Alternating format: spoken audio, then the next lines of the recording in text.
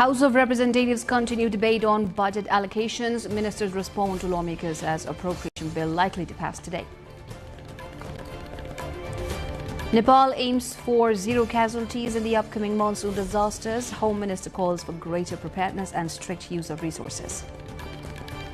Erratic monsoon disrupts Nepal's rice planting season. Drought-hit farms await rain as floods and extreme heat expose growing climate challenges. India trade curbs cripple Nepal's tea sector. 30 factories and 2,000 tea gardens shut, 60,000 lose jobs. US and Iran reach landmark deal to end conflict. Peace accord reopens Hormuz, launch a 60-day path toward permanent settlement. And World Cup group stage intensifies with 4 crucial matches. Czechia, Switzerland, Canada and Mexico seek vital points as knockout race heats up. Good evening, I'm Smita Gising Thabang and this is NTV World Primetime News. We're coming to you live from Kathmandu at 1900 hours Nepal time. Elsewhere it's 13:15 in London, 22:15 in Tokyo and just after midnight in Sydney. The details now. Nepal's House of Representatives has continued discussions on the appropriation bill, with ministers responding to questions raised by lawmakers on various budget allocations. In the meeting underway, ministers are answering queries related to the budget headings of the Ministry of Finance, Ministry of Defence, Office of the Prime Minister and Council of Ministers, National Planning Commission Secretariat, Office of the President and Office of the Vice President. The House is expected to pass the Appropriation Bill 2083 during today's meeting, following the completion of deliberations on the remaining budget allocations. Finance Minister Dr. Swarnim Wagle is scheduled to table a proposal seeking endorsement of the Appropriation Bill 2083. Before that, Speaker Dol Prasad Aryal is expected to present the clauses of the bill to the House for the decision. Passage of the bill would provide the legal framework for government spending in the upcoming fiscal year. Ministers on Thursday vigorously defended the budget allocations for their respective ministries in the House of Representatives, outlining spending plans ranging from digital education and road safety to scientific innovation and transitional justice. The discussions, however, were overshadowed by Prime Minister Balinder Shah's absence from Parliament, with Finance Minister Dr. Swarnim Wagle stepping in to answer questions on his behalf. As the discussions over appropriation bill conclude, concern remains same on their implementation. A report. The House of Representatives witnessed extensive discussions on the proposed budget for the fiscal year 2026-27 on Thursday, with most of the ministers trying to wrap up the lawmakers' concerns. Absence of Prime Minister Balinder Shah once again provoked the opposition parties, especially from Sanskriti Party. As the House rushes in putting the appropriation bill for vote, most of the ministers appeared to defend the budget allocation as well as addressing the lawmakers' queries. Minister for Foreign Affairs Sisir Khanal, defending the budget allocation, said that his ministry has plans to take economic diplomacy to next level by new fiscal year. Informing the House that country-specific economic diplomacy programs are being finalized, the Foreign Minister said this matter is not just the continuity of the past. सरकार गठन भएपश्चात हामीले राष्ट्रिय हित र मुलुकको छवि प्रवर्धनमा केन्द्रित परराष्ट्र नीति र अन्तर्राष्ट्रिय सम्बन्धलाई प्राथमिकतामा राखेर काम गरिरहेका छौं. Minister for Physical Infrastructure Development Sunil Lamsal said the infrastructure budget had been structured for multi-year implementation, explaining that tenders worth nearly 1 trillion would be issued this year and completed over the next 3 years. Industry lie revive गर्नको लागि हामीले खरिद ऐन हामीले तय गरेको छौं. यो खरिद ऐन हामीले यो सबै सारा समस्याहरू अहिलेको मूल्य वृद्धिको समस्या सहित पनि सबै समस्याहरू अहिलेको खरिद ऐनले सम्बोधन गर्छ. Minister for Education and Sports Sasmit Pokhrel said the government remained committed to increasing investment in education and sports. Pokhrel also informed Parliament that preparations have begun to revise the national school curriculum framework through a dedicated task force. उच्च शैक्षिक संस्थाहरूलाई कार्य सम्पादन अनुदान, शैक्षिक संस्थाहरूलाई सूचना तथा प्रविधिमा आधारित शैक्षिक कार्यक्रमको विकास तथा कार्यान्वयनका लागि अनुदान, प्राज्ञिक उत्कृष्टता तथा अनुसन्धान अनुदान क्रियाकलापमा 59 करोड विनियोजन गरिएको छ. Meanwhile, discussions on the newly formed Ministry of Science, Technology and Innovation focused on transparency concerns. Minister Mahavir Pun explained that the ministry's legal and institutional framework was still under development, making detailed program allocation difficult at this stage. नेपालमा भएको विदेशमा भएका सबैहरूको चाहिँ आइडियालाई चाहिँ सङ्कलन गरेर एउटा idea bank चाहिँ बनाउनु पर्छ भन्ने छ छलफल हाम्रो साथीभाइहरूसँग. Minister for Law and Parliamentary Affairs Sobita Gautam used the budget discussion to update lawmakers on transitional justice efforts. Minister Gautam said the government has begun the process of forming a recommendation committee for the Truth and Reconciliation Commission and the Commission of Investigation on Enforced Disappeared Persons. बेपत्ता पारिएका व्यक्तिको छानबिन सत्यनिरूपण तथा मेलमिलाप आयोग मेलमिलाप कोष व्यवस्थापनको लागि रु 9 करोड 10 लाख विनियोजन भएको छ. Minister for Home Affairs Sudhan Gurung informed that the minister has given high priority in disaster preparedness in the wake of approaching monsoon. मन्त्रालयले सबै जिल्लामा उद्धार सामग्री किन्न हालै रकम पठाइसकेको छ. सुरक्षा निकाय र प्राधिकरणले rescue drone, modern tools, equipment र अन्य आवश्यक सामग्री खरिद गर्ने योजना समेत रहेको छ. Minister for Energy, Water Resources and Irrigation Viraj Bhaktashrestha spoke about the difficulty in allocating adequate budget to new projects with the ongoing liabilities demanding larger share. 10 megawatt भन्दा कम क्षमताका आयोजनाको तत्काल पीपीए खुला गरिएको छ. यसले साना तथा मध्यम स्तरका प्रवर्धनको लगानी सुनिश्चित हुने हामीलाई विश्वास छ. During final hours of deliberations on the appropriation bill, most of the lawmakers questioned the absence of budget allocation to specific projects relating to their constituencies and concerns. Sabika Shrestha reporting for NTV World. Nepal's Home Minister Sudhan Gurung has said the government's goal during monsoon-related disasters is to ensure zero human casualties. Speaking at a special meeting of the National Disaster Risk Reduction and Management Authority, Gurung said disaster preparedness and management programs should be guided by the objective of preventing loss of life. The minister directed authorities to identify areas vulnerable to floods, landslides and other natural disasters and advance policies and programs accordingly. भौतिक पूर्वाधार मन्त्रालयसँग चाहिँ हामीले गृह मन्त्रालय मिलेर यसमा हामीले जतिवटा हाम्रो यस्तो खालको कन्डिसनमा कुनै बाढी पहिरो आइदिहालेको खण्डमा कुनै पहिरो नै आयो भने त्यो पहिरो हटाउनको लागि त्यसको लागि चाहिँ हामीले त्यो जसरी हाम्रो राइड शेयरिङ एपहरुले त्यहाँ डिजास्टरको त्यहाँ उहाँहरूले लोकेसन हाल्ने बित्तिकै तपाईको त्यहाँको नियरेस्टहरुलाई थाहा हुन्छ र कहाँ राइडर्सहरु छ भनेर थाहा हुन्छ. त्यही अनुसारमा चाहिँ हामीले हाम्रो उतापट्टि लाइन मिनिस्ट्रीले चाहिँ लाइन मिनिस्ट्री त्यही अनुसार एउटा एप बनाउनु भएको छ. डोजरहरु कहाँ छ भनेर ठ्याक्क थाहा हुन्छ र त्यो एरियामा इफ इन केस रेस्पोन्ड गर्नु पर्यो भने तुरुन्तै हामीले रेस्पोन्ड गर्ने हिसाबले बाटो बनाउने हिसाबले चाहिँ हामीले काम गर्नलाई त्यो अनुसार एउटा एप डेभलप गरेका छौं. The meeting was attended by the heads of Nepal's 3 security agencies along with senior officials and personnel involved in disaster risk reduction and management. Foreign Affairs Minister of Nepal, Shishir Khanal, said Nepal and China agreed to further strengthen bilateral relations based on mutual trust, friendship and cooperation during his recent official visit to Beijing.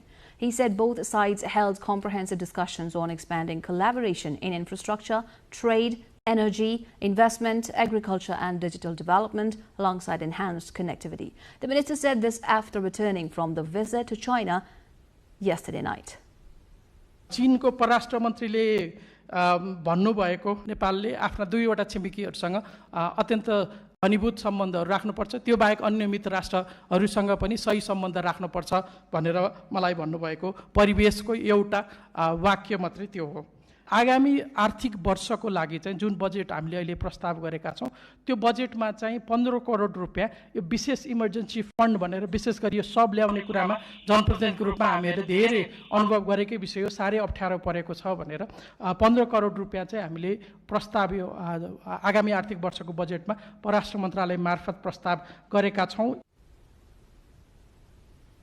The foreign minister paid a visit to the northern neighbor from June 14 to 17 at the cordial invitation of Wang Yi, member of the Political Bureau of the Central Committee of the Communist Party of China and Minister of Foreign Affairs of the People's Republic of China. Time for a short break. We'll see you back with more updates.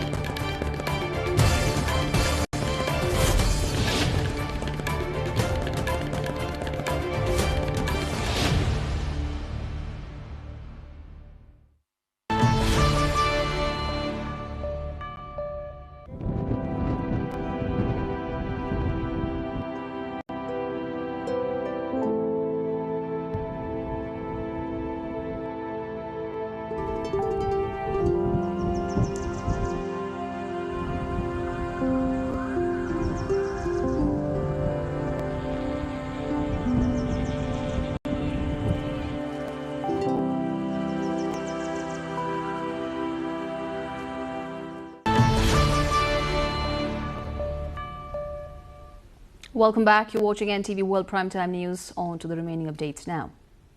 The peak season for paddy transplantation in Nepal is being disrupted by irregular monsoon patterns affecting farming schedules across large parts of the country.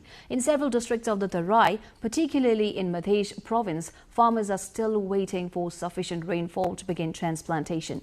Lack of irrigation has left fields dry, while in some areas already sown seeds are drying up due to prolonged dry conditions.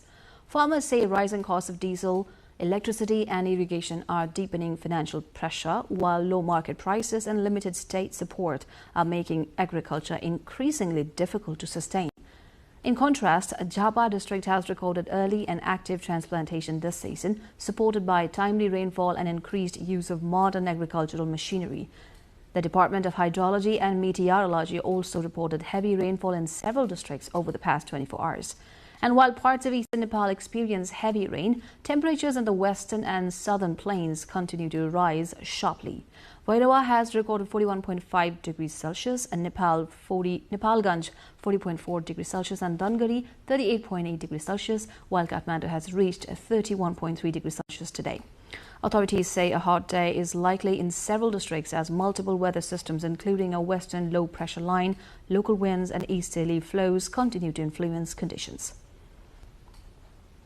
Meanwhile, in Nepal's far western Kailali district, farmers have successfully expanded apple cultivation even in the warm region, a development that is drawing attention as an example of agricultural diversification. Farmer Gokarna Oli from Lamkichuha Municipality 9 has been producing apples commercially on his land for the past 4 years after conducting trials. This year, he has brought more than 100 apple plants into production and has already begun selling apples in local markets. Oli says the variety developed through research and selection can withstand temperatures up to 50 degrees Celsius, making cultivation possible even in the hot plains of Nepal. He believes that with proper technology, research and government support, apple farming can be expanded in other Tarai districts as well.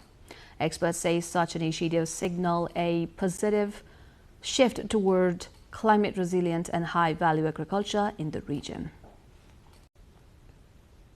Tea producers in Jhapa district have shut down their factories from today, leaving more than 60,000 workers unemployed, according to the Tea Producers Association Jhapa. Association Chairman Aditya Parajuli said the shutdown was triggered by alleged difficulties created by the Indian Tea Board in the name of quality inspections of Nepali tea. He claimed that while Nepali tea passes through customs checkpoints without obstruction from the Indian government, it is being subjected to prolonged storage in Indian warehouses and vehicles for months under quality testing procedures, often resulting in rejection. The association argues that tea from other countries enters India without such restrictions, calling the situation an undeclared blockade on Nepali tea exports. The shutdown is expected to directly affect tea farmers as green leaf plucking has stopped during the peak production season. Jhapa has 34 tea factories, each processing around 20,000 kilograms of green leaves daily. In an unusual contrast to rapid urbanization, a safe roosting site for herons has become a new attraction along the Siddhartha Highway in Walingsiangcha in western Nepal. Normally found near rivers, wetlands and forests, herons are increasingly losing natural habitats due to deforestation and expanding infrastructure. But in Bakunde area of Wallington, hundreds of these birds have found refuge on roadside trees. Locals say the birds' morning and evening chirping has turned the busy highway stretch into a scenic stop, drawing pedestrians and travelers to pause and observe the natural spectacle.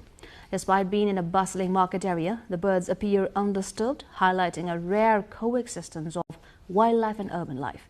Environmentalists warn, however, that such habitats must be preserved through community and local government efforts to protect urban biodiversity. International news coming up next. For now, a short break.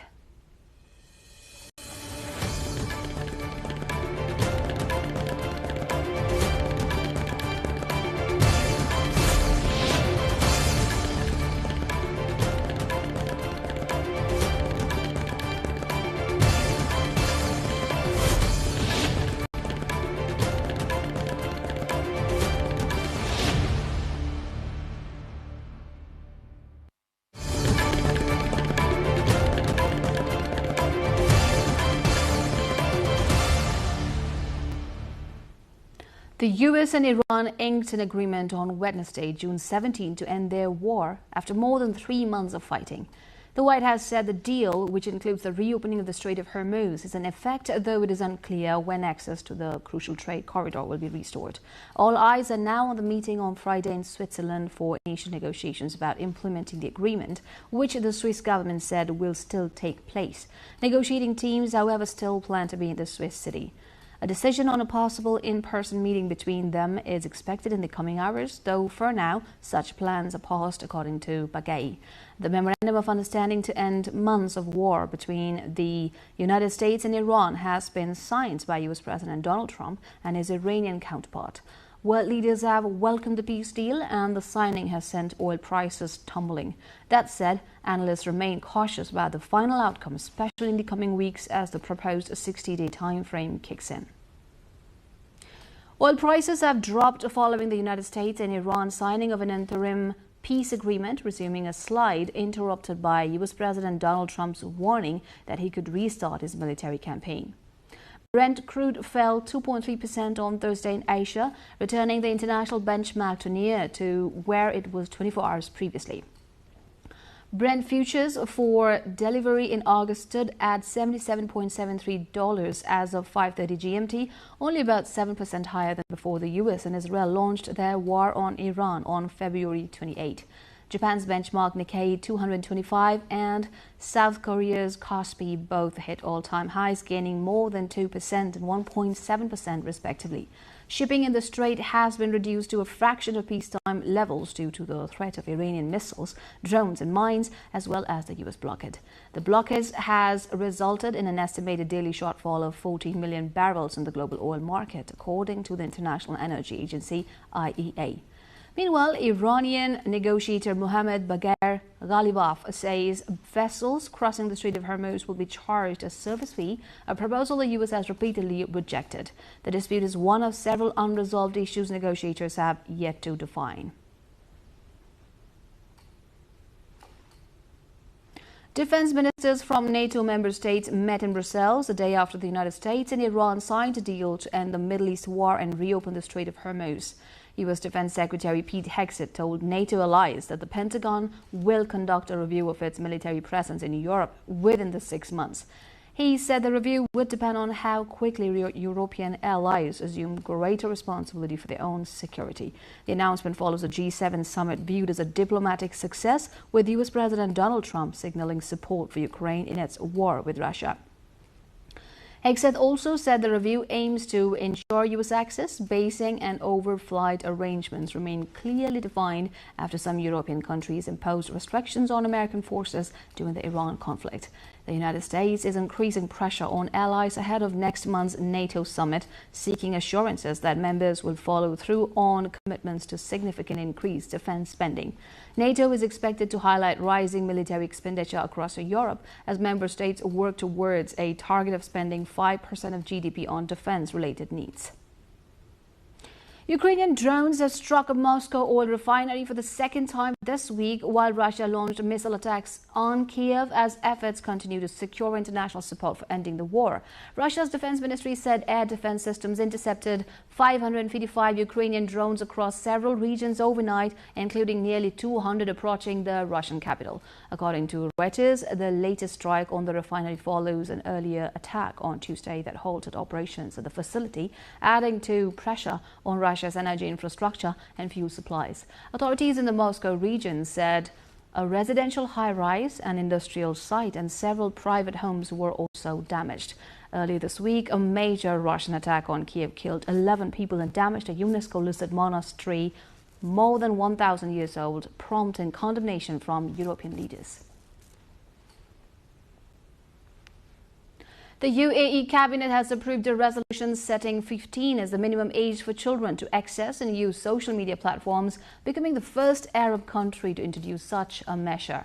Under the new regulations, children below 15 years of age will not be allowed to create or operate personal social media accounts and will face restrictions on access to certain platform features.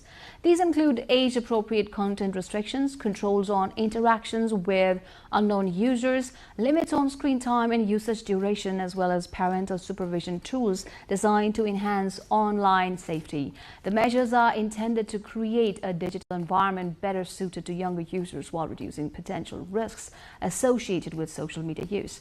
The UAE joins a rising number of countries that have moved to regulate children's access to social media, including the UK, Australia and Malaysia. The government said social media companies will be given a transition period of up to 12 months to comply with the new standards. Bird flu has killed thousands of southern elephant seal pups on remote Antarctic islands administered by Australia, according to new research. Scientists estimate that around 13,000 of approximately 17,000 seal pups on Heard Island have died from the H5N1 strain since last August, representing more than 75% of the population. Researchers also reported higher than expected mortality among penguin populations. Heard and McDonald Islands, located about 4,000 kilometers southwest of Australia, home to more than 1 million breeding seabirds and seals. The findings are based on drone surveys and field visits conducted between October and January. Samples were collected from 9 different species. Scientists were first alerted to the outbreak late last year after a research expedition discovered hundreds of dead seal pups. Further investigations confirmed that southern elephant seals were the species most severely affected, while king and gentoo penguins experienced a smaller impact.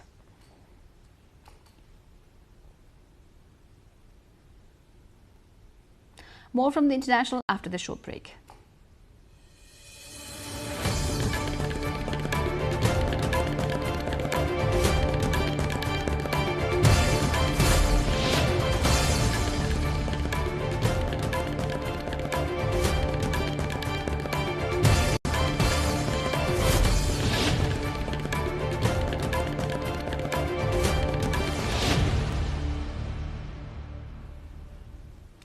China has released a new white paper on global governance, warning that the international system is at what it describes as a critical crossroads. The document calls for a greater role for countries in the global south while reaffirming support for international institutions, including the United Nations. The nearly 50-page paper outlines Beijing's proposals for reforming global governance and comes as China seeks to present itself as a supporter of multilateral cooperation amid growing geopolitical tensions. The white paper was unveiled at a news conference led by Foreign Minister Wang Yi alongside senior officials from China's State Planning Agency and the ruling Communist Party. Beijing says the document offers its vision for building a more equitable international system. It also contains indirect criticism of the United States, referring to countries that have launched trade and technology disputes and to a major power that has withdrawn from international organizations. Indian Prime Minister Narendra Modi and US President Donald Trump held talks on the sidelines of the G7 summit in Evian, France. During the meeting, Trump expressed his intention to visit India, signaling an improvement in relations after tensions linked to proposed US tariffs on Indian goods. Relations were further complicated by the deaths of 3 Indian sailors during a US military operation last week. Modi raised concerns about the safety of Indian sailors working in the Strait of Hormuz during discussions with the US president. The two leaders also reviewed progress on trade negotiations, which have faced setbacks following recent US plans to impose additional import taxes on countries accused of not doing enough to address forced labor concerns. Modi welcomed progress towards an interim bilateral trade agreement and reaffirmed a commitment to expanding cooperation across multiple sectors. Vietnam and Russia have strengthened their peaceful nuclear cooperation by signing an intergovernmental agreement to build a Nient 1 nuclear power plant. The project, backed by Russia's state-owned Rosatom Corporation, marks the revival of Vietnam's nuclear energy ambitions as the country seeks to enhance its long-term energy security. The planned facility will include 2 Russian-designed reactors with a combined electricity generation capacity of 2,400 megawatts. Beyond nuclear energy, the 2 countries have also expanded cooperation in liquefied natural gas, offshore wind power, and conventional oil and gas development. Apple plans to raise the prices of its products as the cost of the memory chips it uses has surged, the technology giant's boss has said.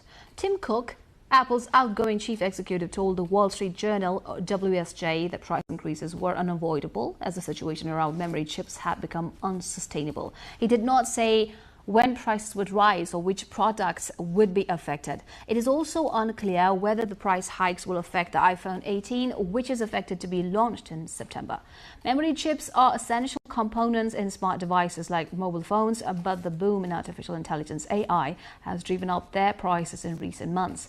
In addition to rising AI demand, the war in Iran has also disrupted the global supply of helium, a gas crucial in making semiconductors, adding to the cost of computer chips. The average selling price of smartphones globally is expected to rise by around 20% in 2026 to an all-time high, according to research firm Omdia.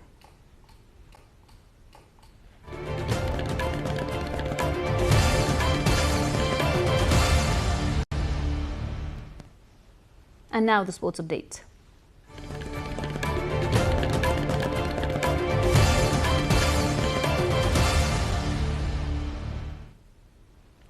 The FIFA World Cup 2026 group stage continues with 4 important fixtures scheduled over the next several hours as teams in Groups A and B compete for vital points in the race for the knockout rounds. The action begins with Czechia facing South Africa in a Group A encounter. The match is scheduled to kick off at 9:45 p.m. Nepal time, with both sides aiming to strengthen their possessions in the group standings. In Group B fixture, Switzerland will take on Bosnia and Herzegovina, and the match is set to begin at 12:45 a.m. Nepal time. Later, in another Group B encounter, Canada will meet Qatar, which is scheduled for 3:45 a.m. Nepal time. Both sides will be targeting a crucial win as the group stage approaches its decisive phase. The overnight schedule concludes with a key Group A match between Mexico and South Korea. Kickoff is set for 6:45 a.m. Nepal time, with both teams aiming to move closer to securing qualification for the knockout rounds. The pressure is mounting at the 2026 FIFA World Cup as teams look to secure their place in the knockout rounds. Day 8 brought a combination of surprise results and record-breaking performances that could shape the tournament's next phase. A report. The excitement continued at the 2026 FIFA World Cup on Thursday, with surprise results and standout performances across the tournament. In one of the tournament's biggest stories so far, DR Congo held much-fancied Portugal to a 1-1 draw in Houston Stadium, earning the country's first ever World Cup point and scoring its first ever World Cup goal. Yohan Wissa scored the goal for DR Congo before João Neves equalized for Portugal. The result marks a remarkable turnaround for the African nation, which in its only previous World Cup appearance as Zaire in 1974 lost all 3 matches and failed to score a goal. Meanwhile, England opened its campaign with an entertaining 4-2 victory over Croatia in Dallas Stadium. Harry Kane scored twice to reach 81 international goals, becoming just the 10th man in history to score 80 or more international goals for England. Ghana secured a dramatic 1-0 win over Panama thanks to Caleb Urenki's goal in the 5th minute of second half stoppage time. The victory came under the guidance of Carlos Queiroz, who became only the 3rd coach to participate in 5 men's World Cups. In Group K, Colombia defeated World Cup debutants Uzbekistan 3-1 in Mexico City Stadium. Luis Diaz starred with a goal and an assist as Colombia extended its scoring streak to 10 consecutive World Cup matches, tying with Argentina for the longest active streak. The victory puts the South American team on top of the Group K after Portugal's surprise draw with DR Congo in the earlier match. Attention now turns to another busy day. Czech Republic faces South Africa in a must-win Group A encounter, while Switzerland takes on Bosnia and Herzegovina in Group B. Canada meets Qatar in Vancouver, with both nations still searching for their first ever World Cup victory. Later, Mexico and South Korea clash in a highly anticipated battle as both sides look to strengthen their chances of reaching the knockout stage.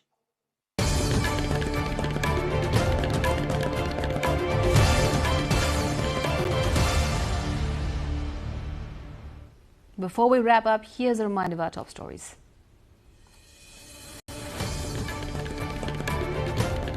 House of Representatives continue debate on budget allocations. Ministers respond to lawmakers' appropriation bill likely to pass today. Nepal aims for 0 casualties in the upcoming monsoon disasters. Home Minister calls for greater preparedness and strict use of resources. Erratic monsoon disrupts Nepal's rice planting season. Droughted farms await rain as floods and extreme heat expose growing climate challenges. Indian trade curbs cripple Nepal's tea sector. 30 factories and 2 dozen tea gardens shut, 60,000 lose jobs. US and Iran reach landmark deal to end conflict. Peace accord reopens Hormuz, launches 60-day path toward permanent settlement. And World Cup group stage intensifies with 4 crucial matches. Czechia, Switzerland, Canada and Mexico seek vital points as knockout race heats up.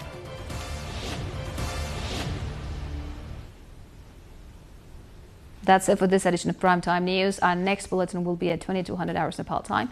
Do join us to our social media and get the latest updates from our official website, nepaltelevision.com. I'm Smita Gising. Thank you for staying with us. Have a wonderful evening ahead.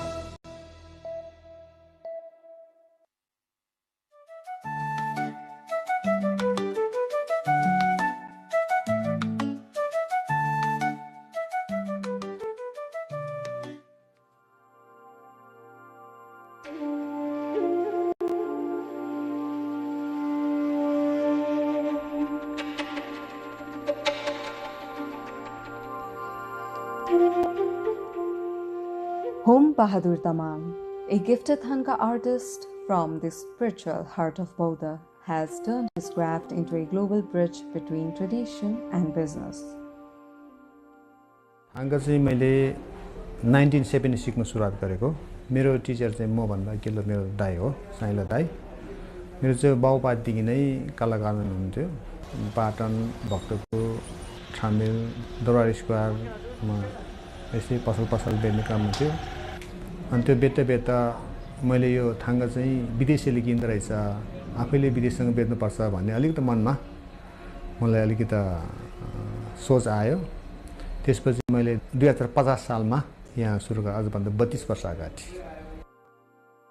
What began as a young artist's journey through the streets of Kathmandu has blossomed into a thriving enterprise where sacred art meets business and tourism.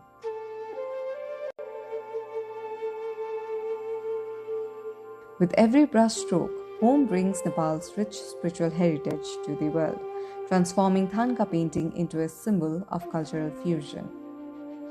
त्यो बेला चाहिँ पसल कोही पनि यहाँ थिएन, किनभने त्यो मार्केटले चाहिँ कहाँ मार्केट हुन्छ भन्ने खोज्दै रहेछ. त्यो खोज्ने क्रममा म यहाँ आइपुग्यो. विदेशीहरू पनि यहाँ त्यति अहिले जस्तो बस्दैन. 5 मिनेट 10 मिनेटमा घुमेर जानुहुन्थ्यो. त्यतिखेर खाने रेस्टुरेन्ट पनि एकजना मात्रै थियो, एउटा मात्रै थियो. अहिले चाहिँ उस त्यो बेला र अहिलेमा धेरै आकाश जमिनको फरक भएको छ. The story is one of passion, innovation, and a deep commitment to preserving tradition while embracing the future. विशेष गरी यो बौद्ध स्तूपसँग रिलेटेड छ. यो बुद्धको शिक्षासँग रिलेटेड यो थाङ्गा चाहिँ संसारको मानिसहरू यो स्तूपलाई घुम्ने क्रममा यो प्रार्थना गर्ने मेन आम ठाउँ चाहिँ यो रहेछ. त्यसो भएको हुनाले यो चाहिँ विशेष गरी ओल्ड हेरिटेज साइटमा चाहिँ त्यो पनि के हो बुद्धिस्टको भएको हुनाले चाहिँ नेपालभरि कुनै थाङ्का बिक्ने ठाउँ चाहिँ अति महत्त्वपूर्ण चाहिँ यो नै हो वास्तवमा, किनभने रिलेटेड छ यो बुद्धसँग. From the hills of Ramechhap to the heart of Bodha, Home Bahadur Daman has a glorious story to tell. A story of will, determination, struggle, and success. म आफै पनि रामछाप दुर्गम जिल्लामा जन्मेको चाहिँ रोजगार छैन, त्यहाँ स्कुल छैन, कलेज छैन, हस्पिटल छैन, रोजगार छैन. त्यसपछि म पनि रोजगारकै क्रममा यहाँ आएर मैले सुरुवात गर्यो. अहिले चाहिँ म लगभग 49 वर्ष भयो यही पेसा गरेर दाल भात खाएको। अब नयाँ पुस्तालाई पनि मैले हस्तान्तरण गर्नुपर्छ है भन्ने मेरो एउटा उद्देश्यले चाहिँ अहिले मैले नयाँ पुस्तालाई चाहिँ गाउँबाट आउनुहुन्छ स्कुल सकेर अनि बिहान चाहिँ कलेज जानुहुन्छ, दिउँसो काम छैन, त्यस कारणले मैले 3 महिना फ्री ट्रेनिङ दिने गरेको छ। उहाँको स्किल अनुसार टेस्ट गरेर हामीले यहीँ तलब दिएर जस्तो बिहान कलेज पनि भ्यायो उसको कति हो त्यसो त्यहाँबाट एक्स्ट्रा टाइम चाहिँ 5 घन्टा 6 घन्टा 7 घन्टा पनि यहाँ जीवन चलाउने चाहिँ काम भइरहेको छ अहिले। For 49 years, he painted, taught, and empowered young artisans. Today, his school preserves tradition and creates futures. हामीले यहाँ सुरुमा इन्टरभ्यू लिन्छु, त्यसपछि 1 हप्ता चाहिँ नि सानो क्यानभासमा हात ट्रेनिङ दिन्छु, त्यसको शरीरको बडीहरू अलिकति ट्रेनिङ दिन्छु अनि 1 हप्तापछि ओके भनेर ओके या यस भने कोही मानिस नसक्ने चाहिँ नि आधा घन्टामा 1 घन्टामा उठेर गइहाल्छ। म सक्दैन, ढाड दुख्यो, किन उसको मन धेरै भएर गयो, त्यो सक्दैन, ऊ आउँदैन, 1 दिन पनि आउँदैन। मात्रै आँखा चाहिँ हुनु पर्यो, हामीले अपाङ्गलाई पनि सिकाएको छ, जस्तो बाहिर कान नसुन्ने पनि सिकाएको छ, आँखा चाहिँ हुनु पर्यो, त्यस्तै हो। As interest in Buddhism grows worldwide, so does the appreciation for our sacred art.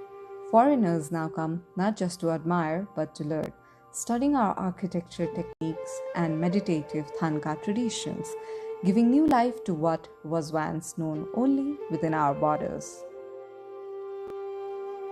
Buddhism Nepal हो।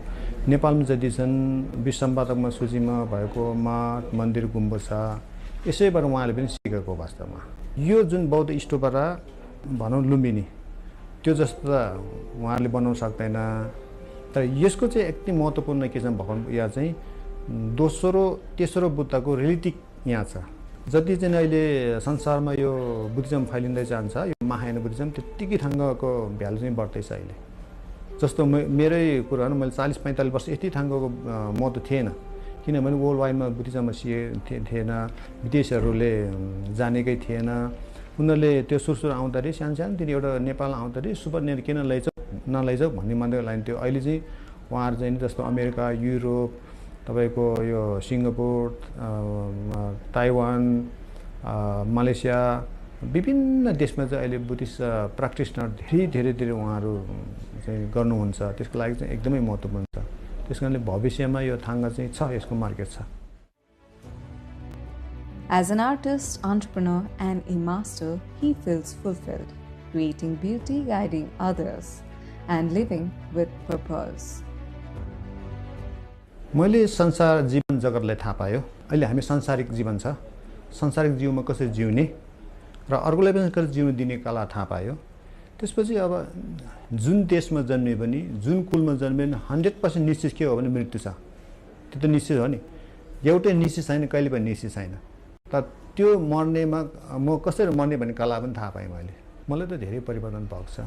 मैले परिवर्तन भयो भने के हुन्छ, मैले ठुलो पत्यारो चढ्यो, ठुलो गाडी त्यस्तो होइन, तर मलाई खुसी छ। सादा दाल भात खान पाएछ, मैले परिवार पाल्नु पाएछ। यही थाङ्गाले म जापान घुम्यो, युरोप गयो, चाइना घुम्यो, बुद्धिस्ट कन्ट्री सबै घुमेको छ। सबै ठाउँमा मैले घुम्नलाई मलाई पैसाको आपत पनि परेन। थाङ्गा सँगसँगै लान्दै ब्रिफिङ गर्दै बेच्दै दर्शन बेचेको हो। त्यस कारण मलाई त एकदम खुसी छु म त पनि।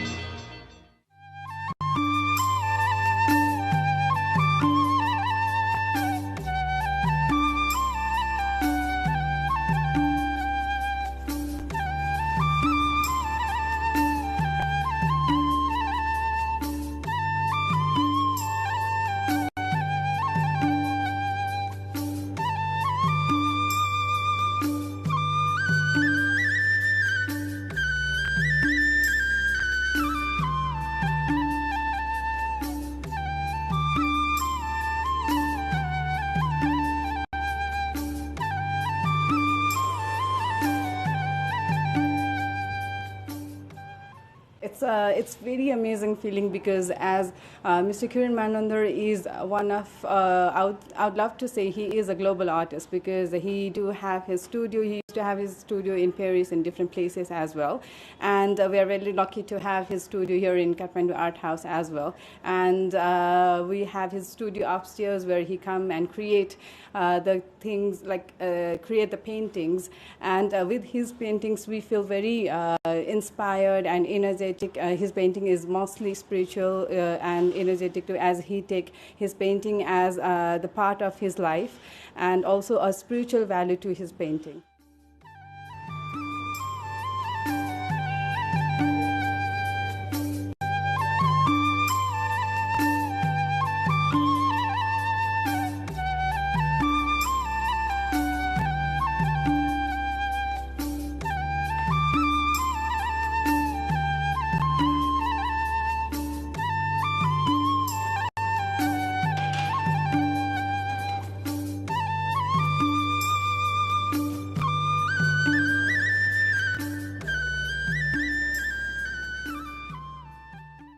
It's my first time in Nepal.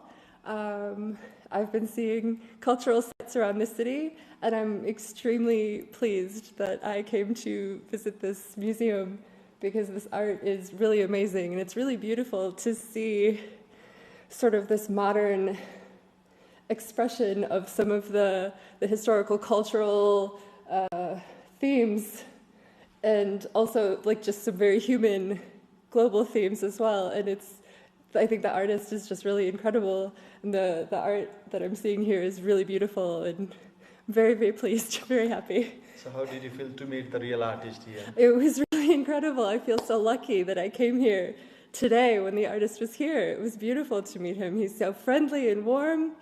Yeah. Learning about the space was also really interesting. I hadn't known the history of this location.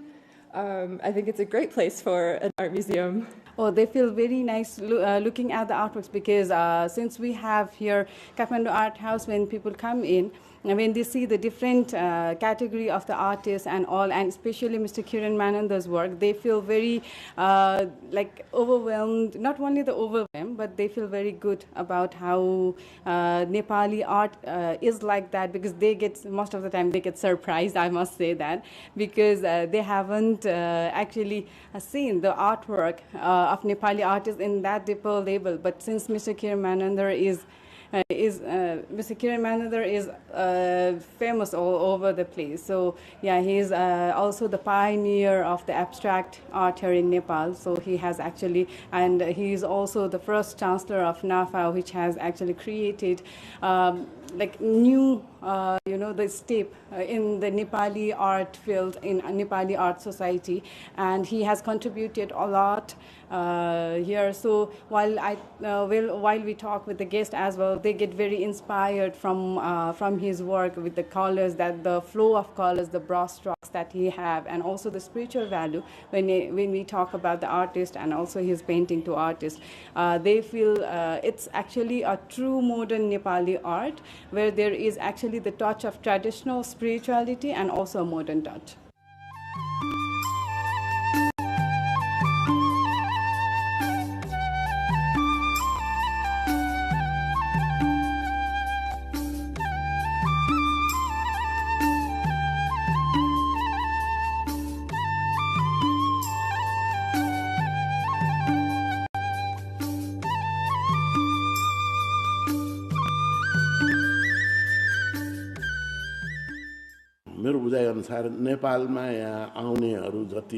My primary interest for people coming to Nepal like me, if I had a color problem, I would have gone to a small or big trekking earlier, looking at those small streams, the originality of those colors. And I would look at these old broken palaces or houses, these bamboos. Now, like I learned a lot in Balajo, and this color is still dyed with kaya. This original color is not ours, right? Now for us, for example, when I went to work in a museum in Japan earlier, I would take red soil, black soil, because that is new now, that potae even now. Sometimes when I paint on canvas, I remember my grandmother because at that time, painting with red soil was our own energy and no insects would be attracted to it. Therefore, to use our own, we have to go to the village, house, place, everywhere. We have to take it anywhere. Even now, I tell you that after crossing Balaju Pass, the air and water there will be different. That scent of the forest will come, and therefore, we are not without it either. To develop this, such museums are needed. Artists who include everyone like this are needed. Now it is very good.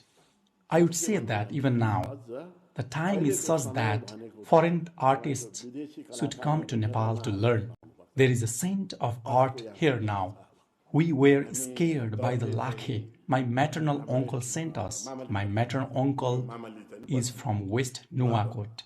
And so the lakhe had come. I asked why, and he said it was to roam around so high. And it looked red, and it was strong like you and me. And that's why, with that imagination, I had never met him.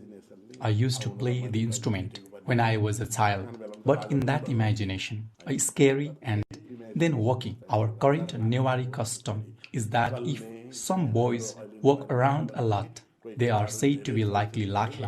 It came out of that imagination. Kiran Manandar sir is a very fascinating person. I first met him in 2021. So in that time and till today, I kind of got a sense of his spiritual aspect a lot. Even though his artworks are abstract, you can identify each element. So in Kiran Manandar's paintings, even though it is an abstract art, each of us can identify ourselves. For example, in feminine beauty, we can identify a beautiful woman. In divine love, we can identify divine aspects of love. For example, Radha Krishna, Shiva Parvati, Vishnu and Lakshmi even. And in his spiritual series, for example, Shunya and Atma, we can identify the meditative aspect and the metaphysical aspect where we can achieve through divine interventions. And his artworks are mostly based on these spiritual factors also. And you can identify other materials. For example, he uses not only pen and ink, he uses materials like different clothes, which is written in Ranjana script. So there is Namo Tassa Bhagavato written in Ranjana script, and with that you can also see Kiran Manandar written in the same script. So that is basically his traditional route taking over in his abstract forms. And you can also identify the malas that you use in ritualistic activities, in pujas, and you can also see that aspects put together in the painting, and also the prayer flags of Buddha, the 5 Buddhas prayer flags. So all these materials are used by Kiran Manandar, and because of that we can say that he's a very spiritual person. And in his catalog, I have dissected and categorized these themes, thematical order in his painting. So I started with nature because he loves nature, and I remember him giving an example of a tree. So from afar we can only see a tree, but if you look closer and you can see the branches, the leaves, the fruits, the roots and everything. So his paintings are also layered like that, you know, the colors and bold strokes, like it's a palette knife that he uses, and that has a lot of strokes, lines, and even though it looks harsh when we look at it, but you can then deepen your thoughts and process, and you can see the color combinations and the beauty of the chaos that he creates in his paintings.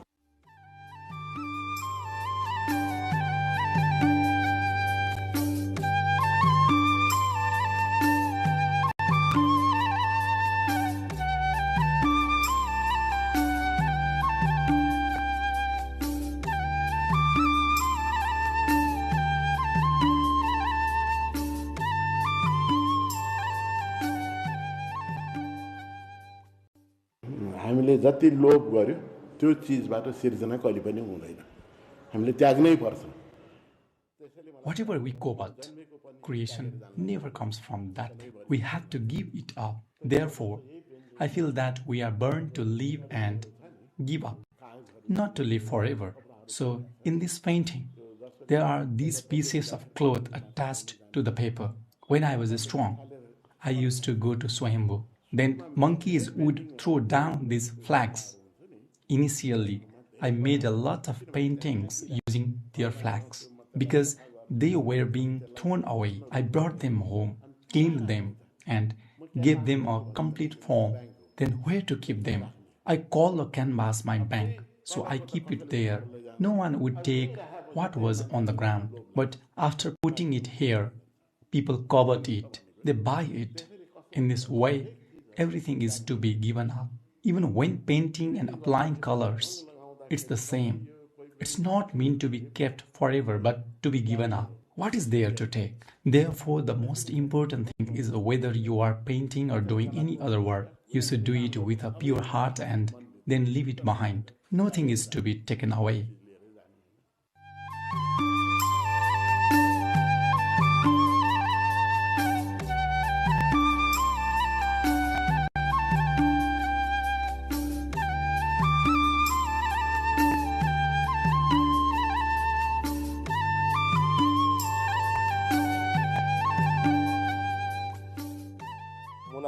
हाम्रो चाहिँ काम भनेको चाहिँ किरण दाई जस्तै चाहिँ आर्टिस्टहरुको चाहिँ Mona's work involves organizing exhibition for artists like Kiran Dai to show their work to Nepalese and the rest of the world. Because there are artists like Nepalese in the world, we are no less than any other country, at least in the field of art. Main reason why I opened the Museum of Nepali Art, which is Mona in short form, is to platform living Nepali artists. That this is actually the first private museum in Nepal. And even after 1,000 years, but as long as there is humanity, as long as there is Nepal, as long as there is Nepal and art, we will be part of Kiran Dai. We need to ask questions. We need to ask questions to ourselves, not to anybody else. And that is the main purpose of art. And that is what I am trying to bring it out through my museum, through my passion, to the people, so that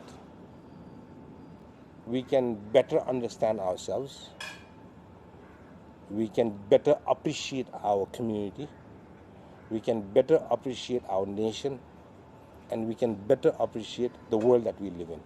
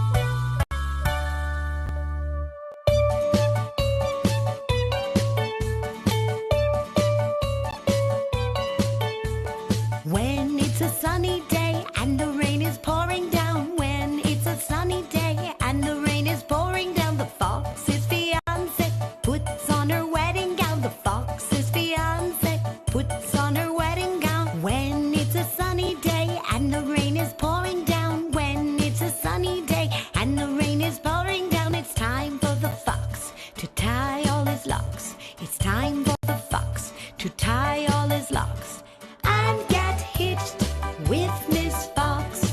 And get hitched with Miss Fox.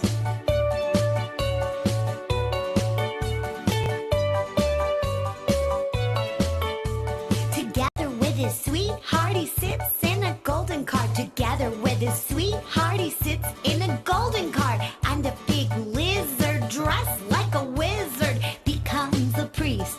And he says, the two of you shall not part. The two of you shall not part. The elephant trumpets and the deer drums. The raccoons shake their rat tongues. And his guitar, the tiger's drums.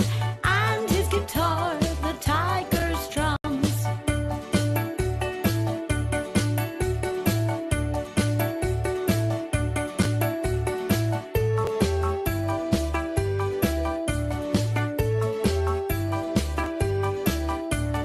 All of the frogs come in a parade, and the bears are in a masquerade.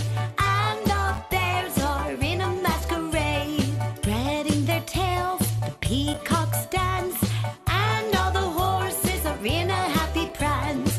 And all the horses are in a happy prance. A bunch of starlings make a sign of love in the air.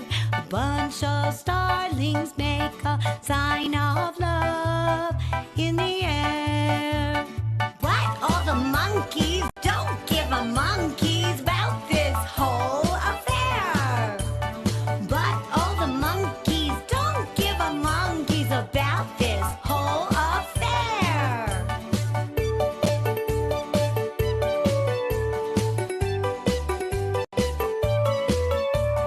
When it's a sunny day and the rain is pouring down. When it's a sunny day and the rain is pouring down. The fox's fiance puts on her wedding gown. The fox's fiance puts on her wedding gown. When it's a sunny day and the rain is pouring down. When it's a sunny day and the rain is pouring down. It's time for the fox to tie all his locks. It's time for the fox to tie all his locks and get hitched with Miss Fox. And get hitched with Miss Fox.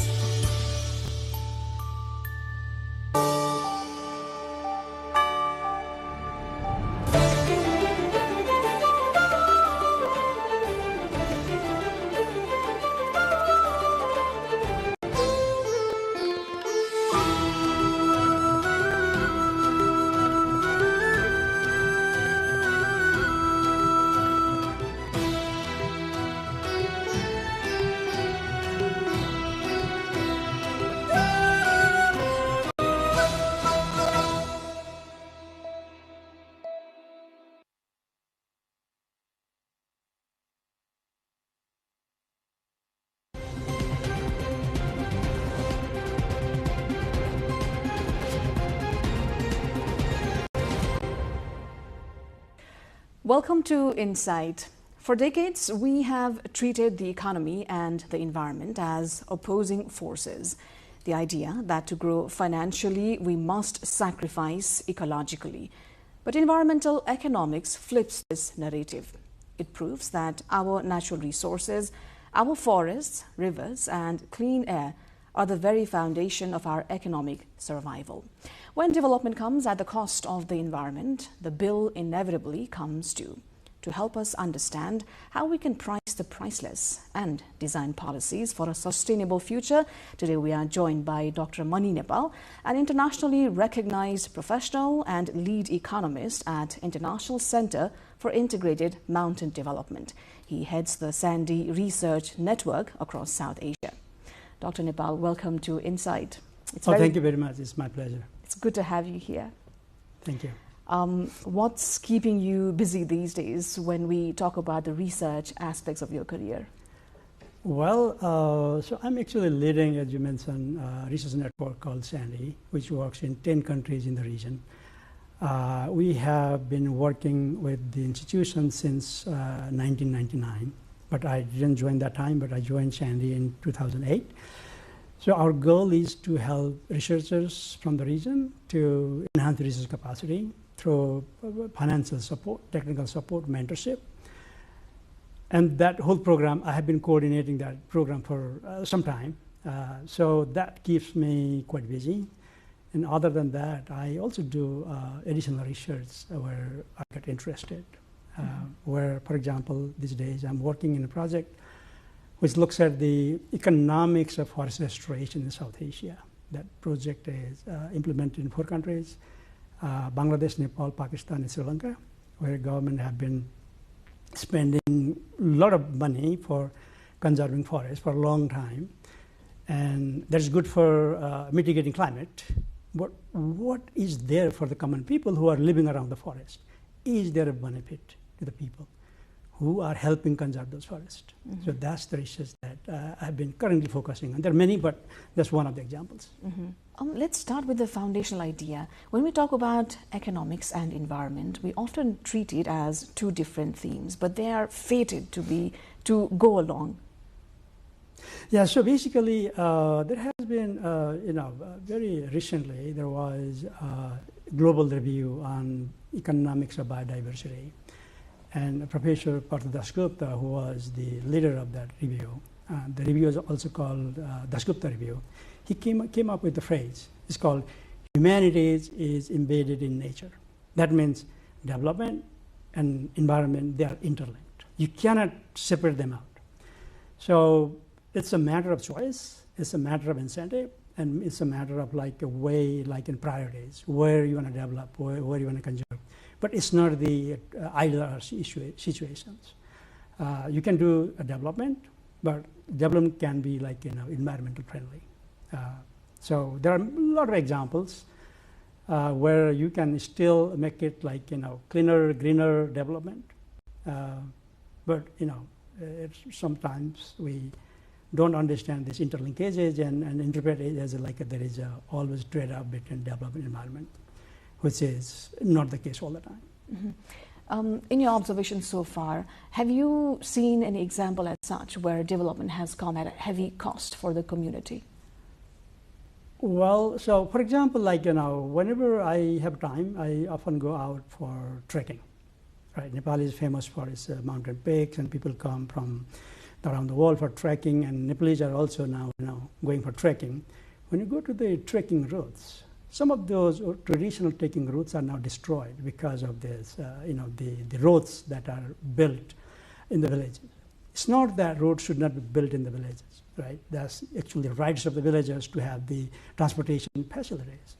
But it can be planned in such a way that you can preserve the traditional routes, like hiking routes, trekking routes, and you can also build roads without affecting, considering each other as a complementary, not as a substitute. So that's why we are not actually putting a lot of thinking in how to actually do that, strike a balance between environment and the development. How tricky do you think the balance is? What would you suggest policymakers do, or what are they not doing right? So basically, when you do implement any kind of program, for development, there should be enough information.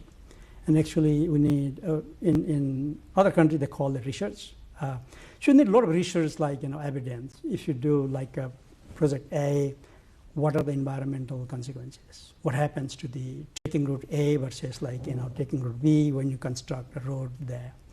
Are there enough protections or the safeguards for those routes?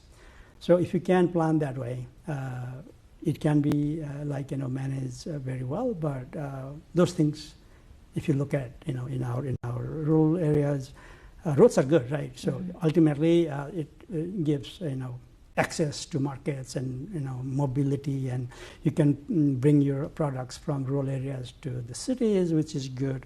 But the way it is done is not that I would say consistent. It should be done differently. You wonderfully mentioned about research and data, but before going into that, how effective do you think are tools in Nepal, such as the EIA? Well, there are so there is some policies and rules that whenever you want to implement any development programs, you need to do the EIA, the environmental impact assessment, and sometimes those evaluations are controversial, and the controversy comes when there is those things are not done properly, which basically boils down to the capacity, human capacity, the human capital, whether we have the right human capital to conduct those kind of assessments. Do we have the right information?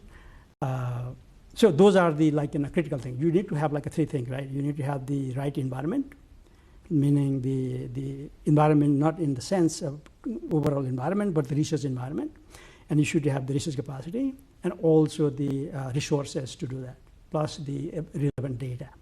So if you can put all those together, those things can be done very well, and then those controversies can be actually reduced. Mm-hmm. But we don't have much of those things in our country, unfortunately. And why do you think the constraint is as such? Well, for research, so it's let's look back to our education system, because it depends on the country's education system. When I was a student, I did my master's from Tribhuvan University and my bachelor's at Tribhuvan University, and I was the top in the class, in countrywide. So I was gold medalist for bachelor's and master's, right? But what I learned is just the theory part. There was no research at all in your master's and bachelor's degree. Even the professors who taught us, if you look at the website where everybody can see what the professors are doing, right, in terms of research. If you look at the professor who taught us that time, and by that time, the research was not the thing of the day. Nobody thought about doing research. So when you don't have that incentive, meaning there was no incentive for doing research, and incentive plus resources. You should have the incentive as well as resources. Incentive only doesn't matter. You should have the resources also, and the capacity, right? Those three things are very fundamental. You have to have the capacity, the resources, and the incentive. If you can combine those three things, the research can be done. Surely these gaps it's not new that it was identified, right? It's been years that we have had these bottlenecks. Yeah. Why do you think we have not been able to mend the gap? So basically, for doing research in many countries, they actually have the funding agency. Sometimes they call it, in some countries they call it National Science Foundation. So what they do is government actually gives the funding for that National Science Foundation to administer research. And people can actually apply in competitive basis. Whoever gets selected, they do research. So that's why there is enough supply of research in the country, and you can use whenever you need it. But in our case, there is not that agency who actually administers research based on local funding, like government funding. Very recently, there are some fund available at the UGC, which gives funding to the people, faculty working in the universities. But research can be done outside universities also. And the people who are outside university, they don't have actual resources to do research, funding for resources. So, for example, in our case, we generate funding by applying in the global, in a competition. But we don't have the domestic resources. And the research sometimes, what we do, may not exactly meet the need of the domestic need, because the research was done based on the global call.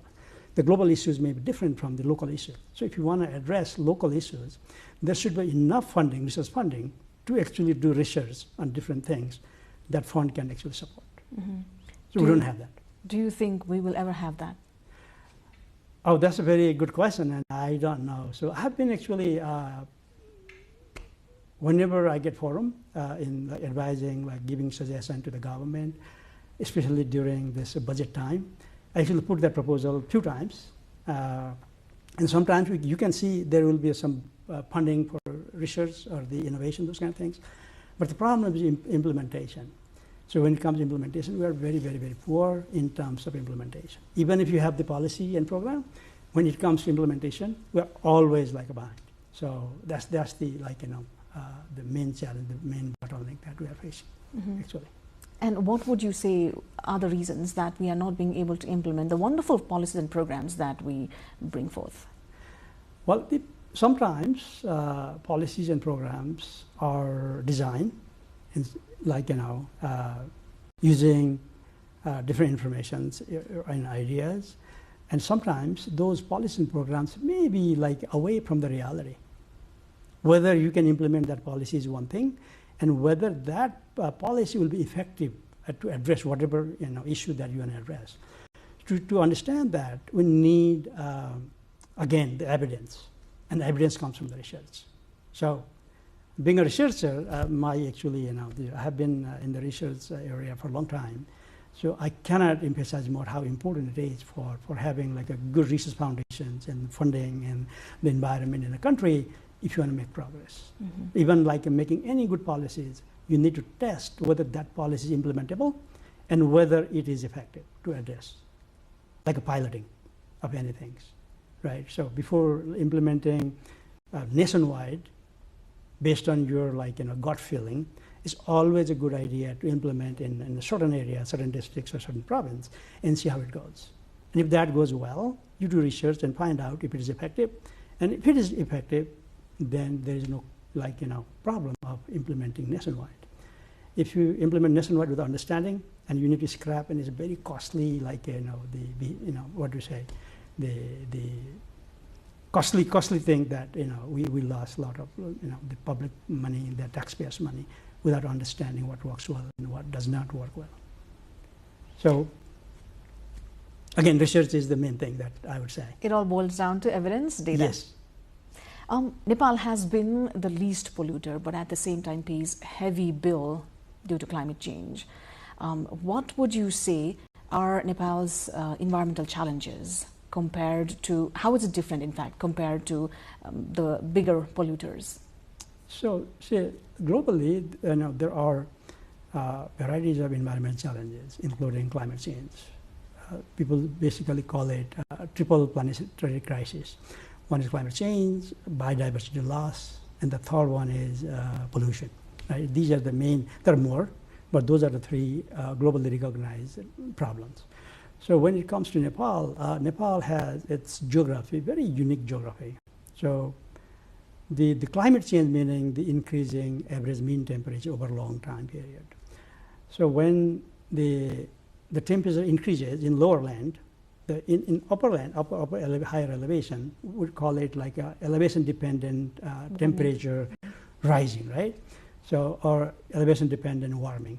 So higher elevation gets more higher increase relatively, higher temperature. So that means the warming is becoming more faster in the higher elevation, meaning our asset is what? Our mountains, our ice, our snow, those are our assets.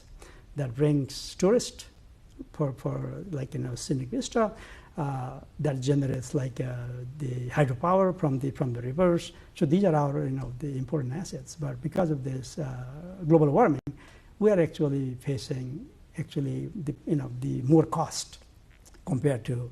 And then when there are extreme events because of climate change, for example, high intensity, short duration intense rainfall, it brings down the landslides, and in the lower area you got flooding, and in other time it's a prolonged a drought where you don't have water, and it's heat, and you can experience heat wave, and same thing can happen one after another. These events can happen one after another in the same area.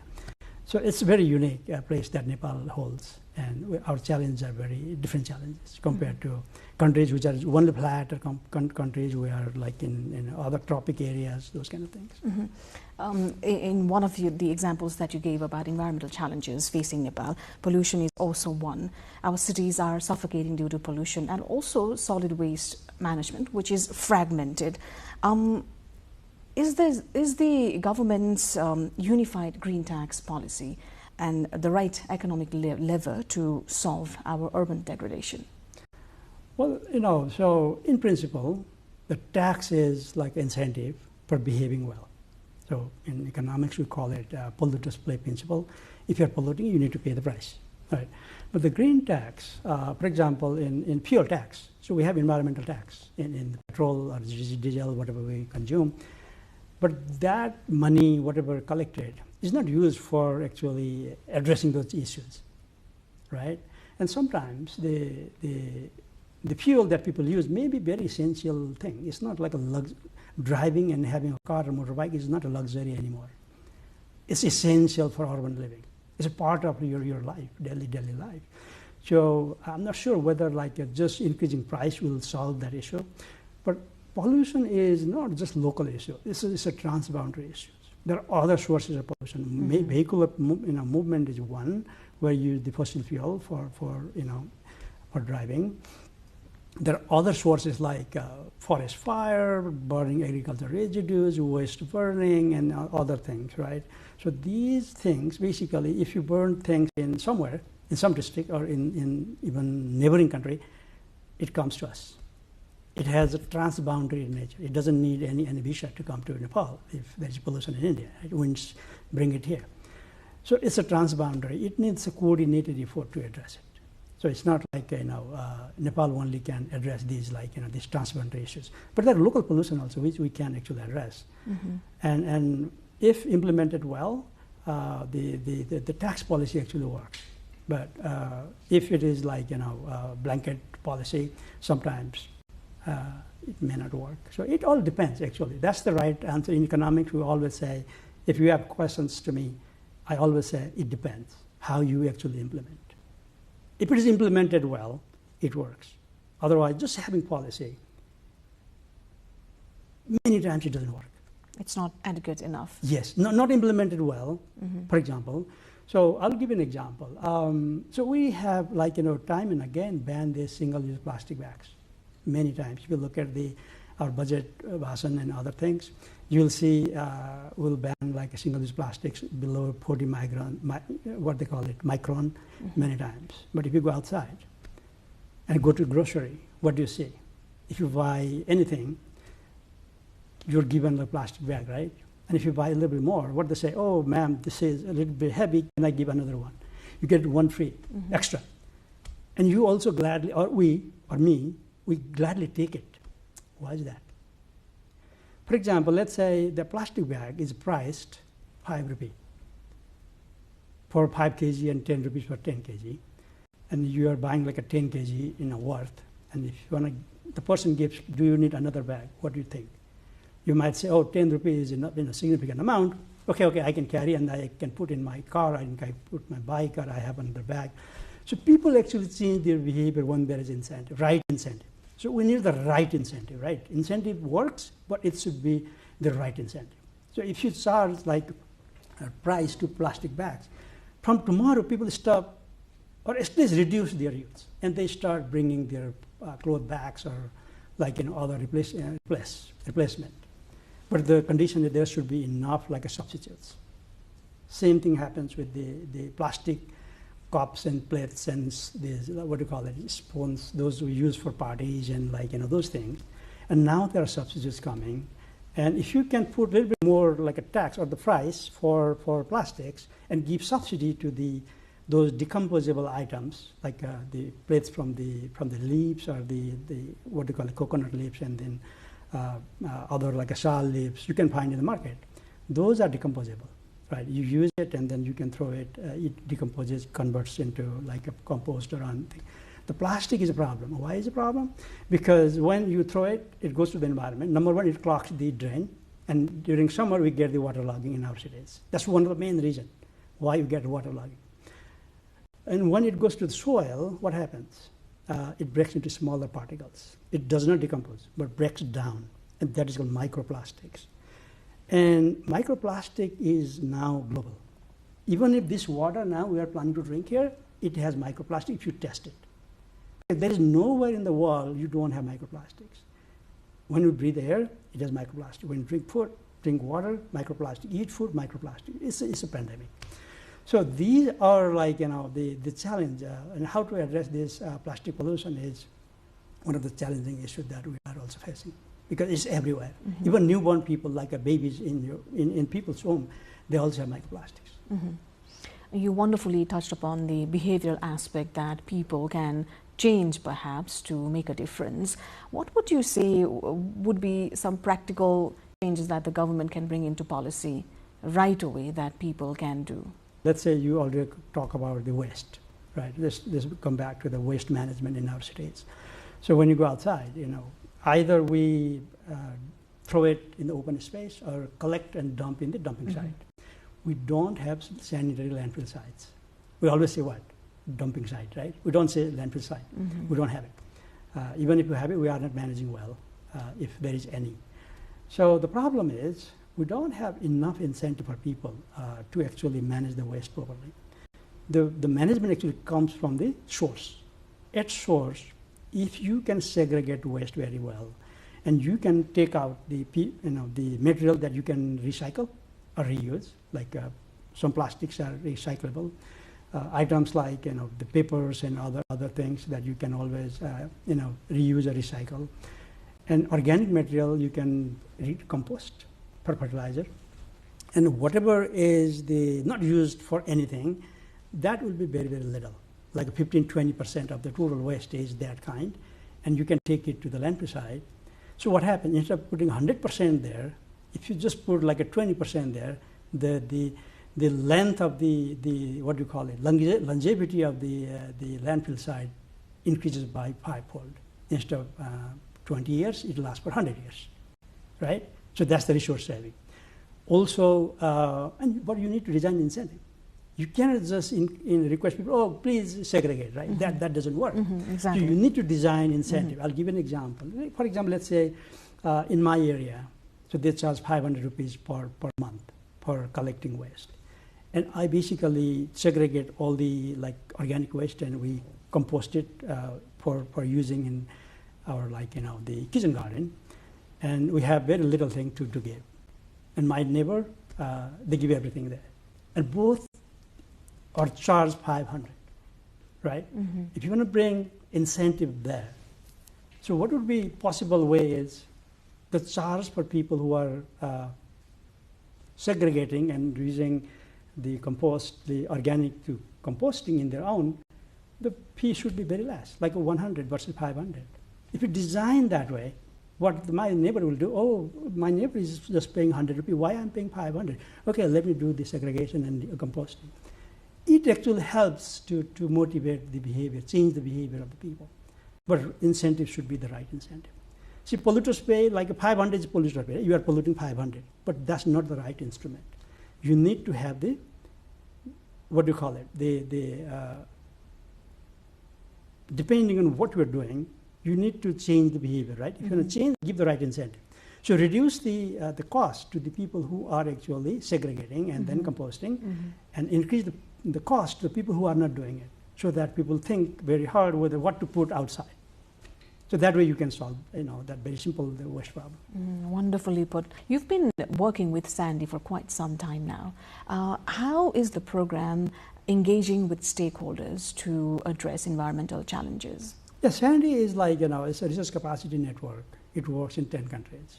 It originally started in 1999, working 7 countries, but after some time we increased the area and working 10 countries. It has few objectives. One is helping researchers to enhance their research capacity, because I mentioned there are 3 things, right? You have to have the capacity, you have to have the resources, and you have to have the environment. So we wanted to create that environment. So in 1999, if you look at it, earlier I mentioned when I was a student, there was no research in the universities. I did my master thesis after compulsion, but that was I could have written one paper and then no thesis also, right? There was an option. And there was no research environment. And Sandy actually addresses those issues. So we provide financial support to researchers to do research.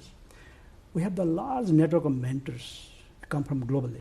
And the mentors actually help them to increase their research capacity. We provide technical support with funding and also mentorship program. We have the mentorship program where we organize research workshops every 6 months. And both researchers and their mentors come together, sit together for a week, and identify challenges and how to actually move on. And they meet again after 6 months, because they develop the plan and they implement when they go back and come back and share it. And that happens over 2 years. And then after 2 years, they finish their research. They ultimately able to publish in peer-reviewed journals, which becomes very, homegrown literature for informing your local policies. Right. Earlier, when I was a student, whenever I wanted to see any example of research, I wanted to look at people who are doing research in Europe or America. Now you don't have to say it. There are ample studies done by people trained by Sandy And you can find a lot of good research who are comparable at the global level. It's not like some research. It's a research that is comparable, but we are doing at a fraction of the cost. So the same research we want to do sitting in the global north, it will be like, we can do in like 20% of the cost. That's how much I can say. Mm-hmm. And what are your current areas of research that could be of value to the government, policymakers? So there are like, earlier I mentioned about the research on the waste management. That's what we did. And what we found is, the waterlogging issue we always face during summer. And if you do like engineering solution, which costs money, you expand your drainage and you drain the water, which is one option. But if you don't change the human behavior and the waste management remains as is, after a few years, the problem comes back. So the investment that government makes will have no returns after a few years. So changing human behavior is essential, right? And what was if you make city cleaner, what are the benefits to the people? Are there any other benefits other than reduce waterlogging? So we did a research in 48 municipalities. Those are the earlier old municipalities. If you remember, like earlier we had 58 municipalities.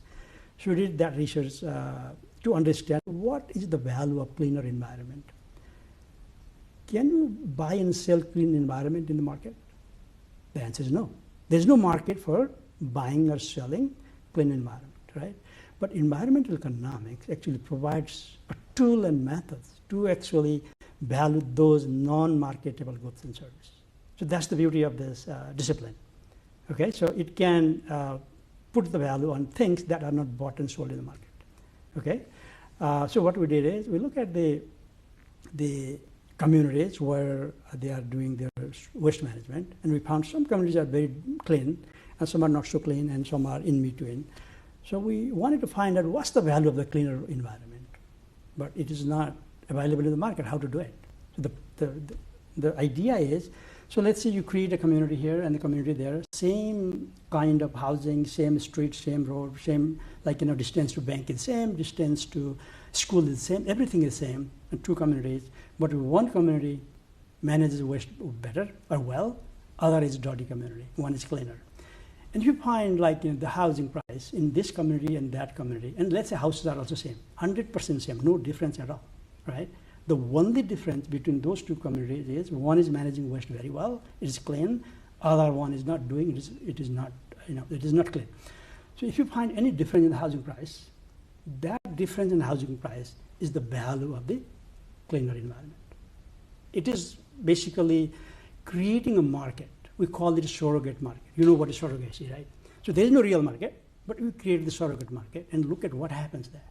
And you can assign the value or estimate the value of those non-marketed goods and services. So what we did is, once we did that, we found in the cleaner neighborhood, the housing price was more than 25% higher compared to the area where you have not so good environment.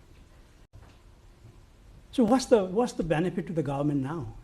Is just with the same property tax rate, you can get more tax revenue as if you are government, because the housing prices, the value of the house is higher in the cleaner neighborhood. You don't raise tax rate, but you get more revenue, and you use that revenue to clean the cities.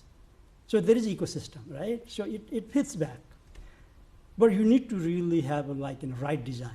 So if you have the right design of the policy and implement very well, it actually generates the revenue for you. The problem is not resources. That's what I've been telling for a long time. The problem, we have a lot of problem, right? Environment problem, development problem, all these issues. This is not because lack of resources. This is because of the management problem. We don't know how to manage things, how to manage resources properly. If we can manage properly, you can actually generate resources within the system. So that's what we have shown that research, which is, I think, very useful for all the local governments. Mm-hmm. I'm hearing your experience of doing masters where research was not required back then till today, since you're also an academician. How hopeful are you about the research in academic institutions, universities? Well, I can speak on economics, not other disciplines. So in economics, so slowly, because maybe it's a part of like, the Sandy actually trained a lot of people. We actually train junior to mid-career university faculty for doing research. Actually, we train them, right? And in different universities, we have our alumni, not only in Nepal, but in whole South Asia. So they bring that research culture to their classrooms. And the alumni that we train, actually, they started like doing research. And they actually advise students, and they encourage students to, and they do joint research, right? So the research culture has been actually improving. What we don't have is the resources. That's where, again, I will come back, that we need like a research funding from the government. So something like a National Science Foundation, which actually supports this kind of research for funding. Not just like what do you call it, fulfilling the academic requirement of the students who are doing PhD and masters, but that research could be useful to the government. If you want to do that, you need to have the very rigorous methods. You need very well-trained professors. You need to hire professors who are very well-trained, who can actually guide the young students for doing good research. And there should be enough funding. And if you can do that, you can generate homegrown literature that actually addresses the challenges that we're facing at different levels. Our government leaders, political parties, often dream about attaining double-digit economic growth. How can we do it without having catastrophic impact on the environment? Well, as I said, like, there are some trade-offs. It's not like all the time, but there are countries which they have done like, the protecting environment and then also having the economic growth simultaneously. I think Bhutan is doing a very wonderful job. They are protecting environment like nobody else. They have a negative carbon emission. That's what I heard from the Bhutanese colleagues, right? Mm-hmm. But and they're the per capita income, if you look at it, is much higher than what we have. I mean, it is possible. It can be done, but it needs like right policy, right instrument for preserving environment, and also the technology that that is coming up. We need those kind of technology. For example, moving away from the fossil fuel to the green energy. It can be not just hydro, but also solar, wind, those kind of energy we can move. The main source of like a pollution globally is the energy, right? So if Nepal actually hydro is 100% clean, and electricity is a clean energy. But sometimes we import from India, which is not so clean, right? It's mixed. They have hydro, they have solar, they have wind, but also they use coal and other things. So it's like, we cannot claim we're 100% clean energy users. We import LPG for cooking, and which is not like so clean energy. In terms of energy security, so what I think is like, we have a lot of resources like forest resources. And if you look at the 2021 census, where households, about 51% are still using biomass for cooking, which is firewood. So the challenge is, should we promote LPG and replace firewood? Is that the right policy? Mm-hmm. To me, that will be disastrous in terms of energy security of the country. So we should not be like hesitating to use firewood. But how you use it, a different question. Where you use it. You need to have the improved stoves. When you burn like a firewood, the smoke should not be accumulated within the kitchen, so that if that happens, you will have the health problem, you have the many other issues. But if that smoke can be controlled in some way, like a gasification is another level of so we don't have that. But at least we can provide cooking stoves with the chimneys, where the smoke can go outside and you can use it. And firewood, if you can use sustainably, harvest sustainably, it's a renewable.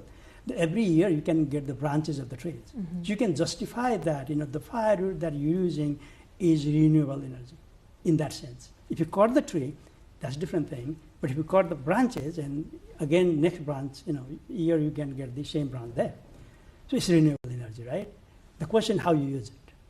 To reduce the emission, you need to dry it properly. If you dry properly, if you burn properly in the right stove, the emission will be lower. The impact, at least to the local people, the environmental pollution will be less. Of course, there will be some emission, but that's the thing we need to live with.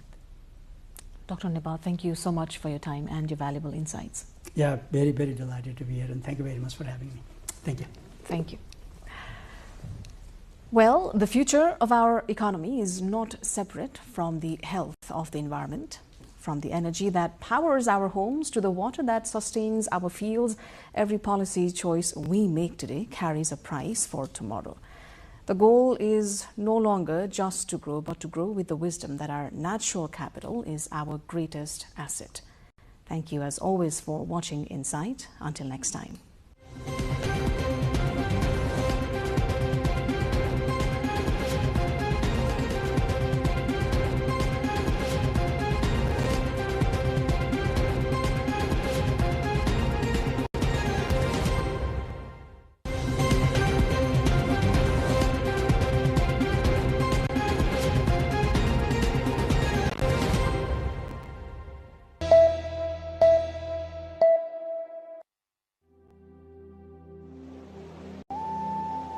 In the natural splendor, the silver-like peaks or the Himalayas glisten.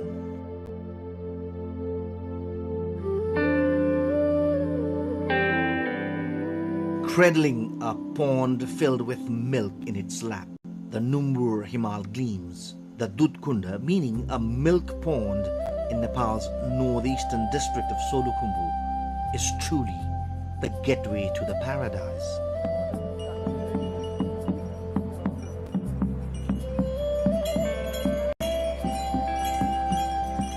The Numbur, Khatang and Karyalung mountains seem to smile at all times. Adorned with a garland of colorful flowers, the Dudkunda is overflowing as if filled with milk.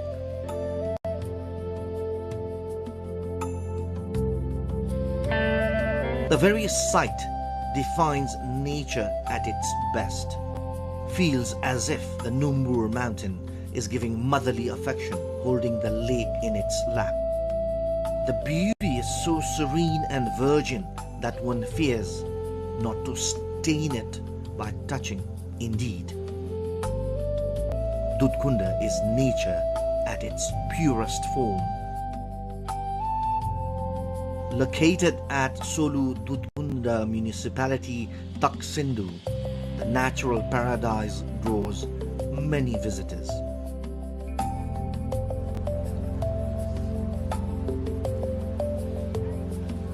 No matter how many words are spent describing it, they all feel inadequate upon reaching there.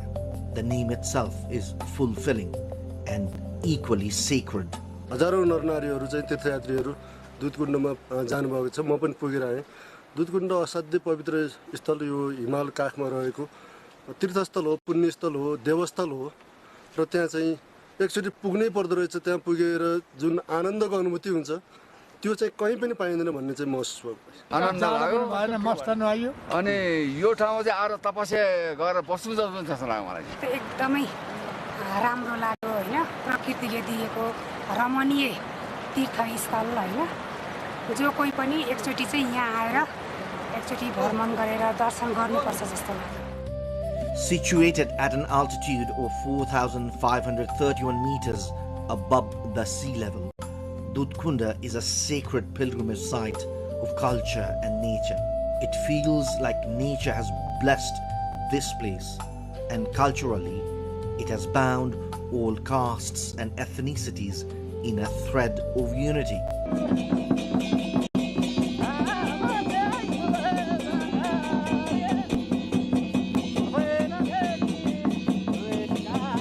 There are various legends and sayings about Dudkunda.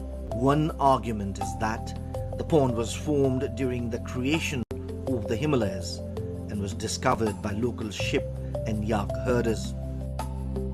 According to another legend, in ancient times, a yak would go to a stone where the pond is located and offer its milk every day. Later, the place was found to be a pond filled with milk, leading to its name, Dudkunda. This has also led to the belief that gods and goddesses reside here. There are 3 different routes to reach Dudkunda. One route is through Salleri, Faplu, Taksindu and Sasra Beni. Another route goes via Lukla, the gateway to the Everest, through Nunthala, Taksindu and Sahasra Beni. Nature has truly blessed the Solu Dudkunda municipality.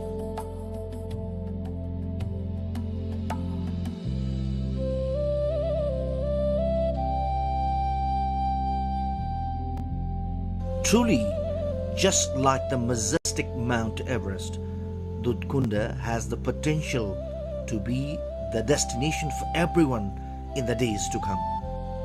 It is a thread of unity among all castes and ethnicities. Just like the holy water of Dudkunda, it will become a pure and excellent destination.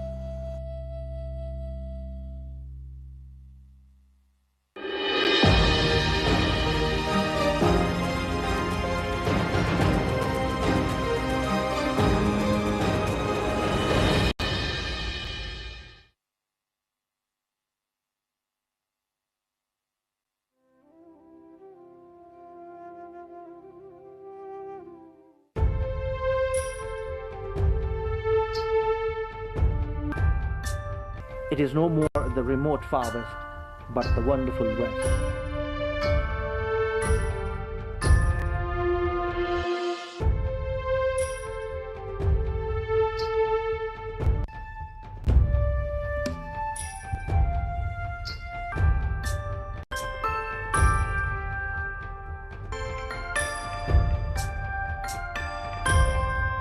9 districts are in the far west province, from the low-lying Tarai to the heightening mountains. Climatically, the province has all tropical weather conditions prevailing in Nepal. This makes the province a paradise for tourists of all interests.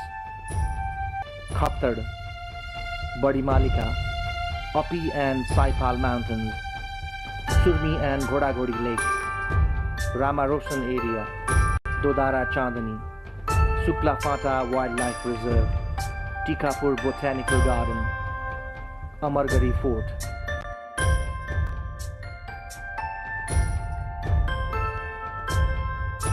Dhangadi, the province headquarters, is the gateway to the state.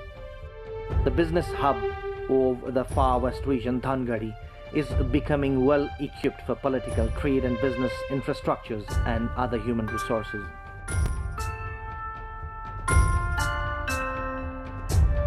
The far west region of Nepal is blessed with natural beauty. Any traveler is attracted by this epitome of beauty and a gift of Mother Nature.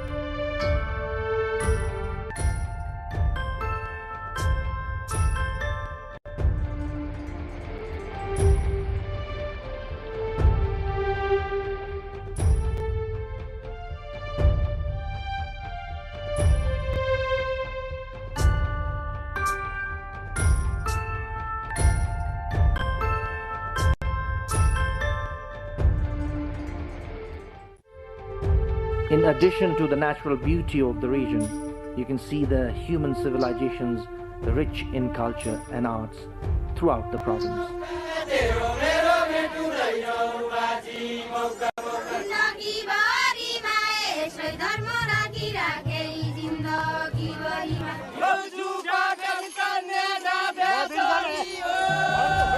The people of this region enjoy their unique lifestyle identified by their culture, language and religion. The far west region has the wealth of nature, culture and religious uniqueness to offer to every traveler. Khattad. The Khattad National Park, spreading across 4 districts of Doti, Acham, Bajang and Bajura of the far west province, is situated at an altitude of 3,000 meters above the sea level. The natural splendor and breathtaking views revealing geography's diversity is a sight to remember for every nature lover. This is the land of penance, where Khattad Baba lived for 50 years in his pursuit of knowledge and enlightenment. There are 22 Patans and the famous Triveni temple in Khaptar.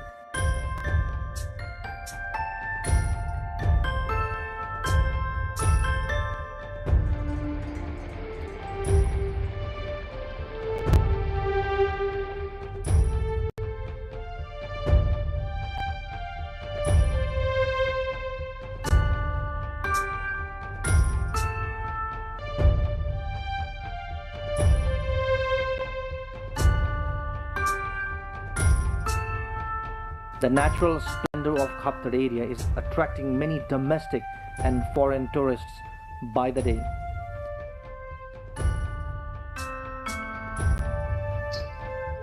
Trekking in the Khaptar region is a lifetime experience, especially with the numerous species of birds, wildlife, flora and fauna in the numerous trails.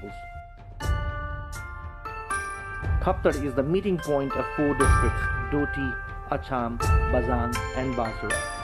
A chaste land of Khaptar Baba, an important place for religious tourism. Special prayers and worship are offered in the place during the famous Dasara fair. Some of the major attractions in the region: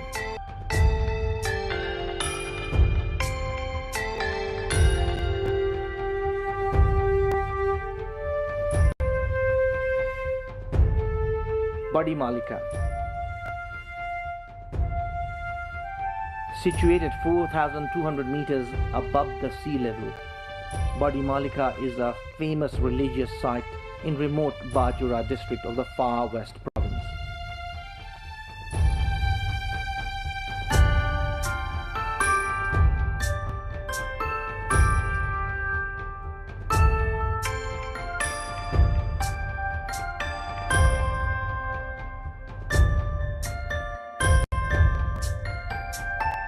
The annual fair on the occasion of Janai Purnima draws thousands of devotees at the Badi Malika temple.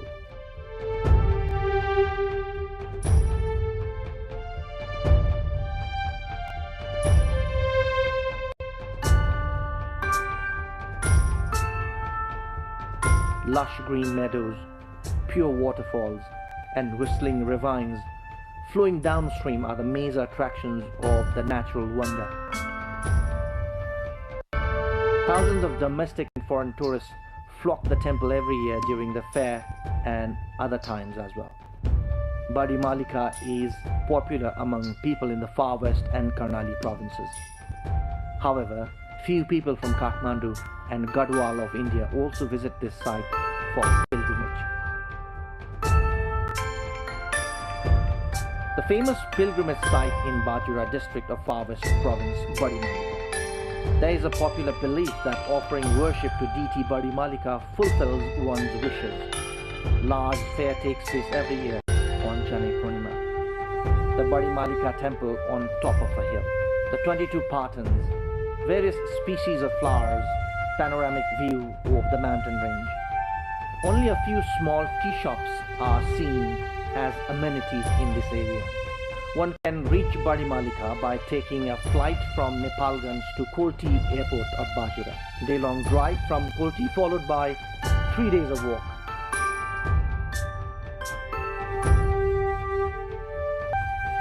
Suklafata. Suklafata National Park is a world-famous destination for those interested in wildlife.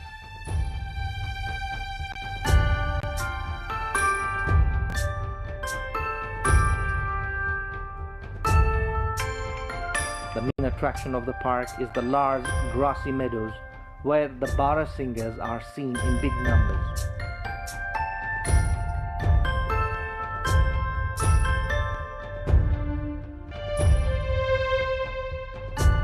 The flock in the park is said to be the largest in the world.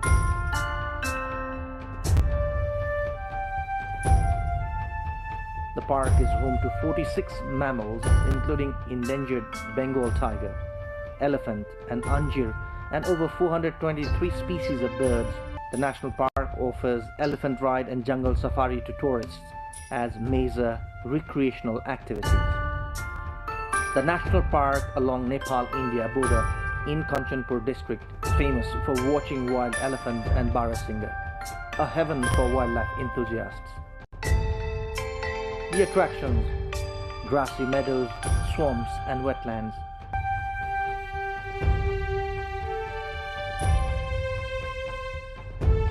Ramaroshan, located in Acham district of Nepal at an altitude of 2500 meters above the sea level. Ramaroshan is a jewel for tourists in the Far West province.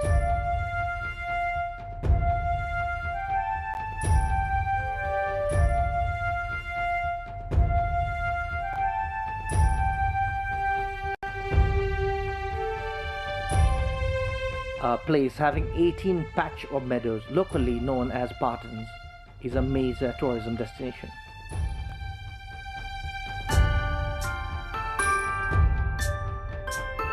The beautiful Ramaroshan Lake is the major attraction for tourists here.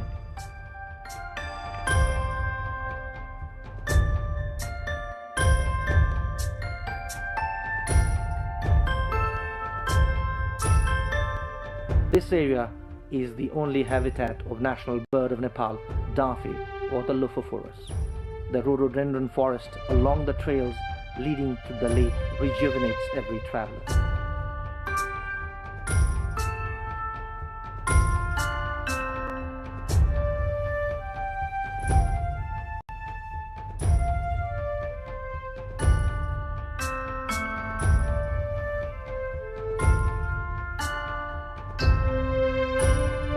Amargadi Fort.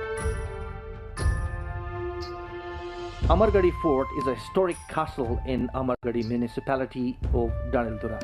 This fort is an important site of historical, archaeological, political, religious, social and cultural aspects.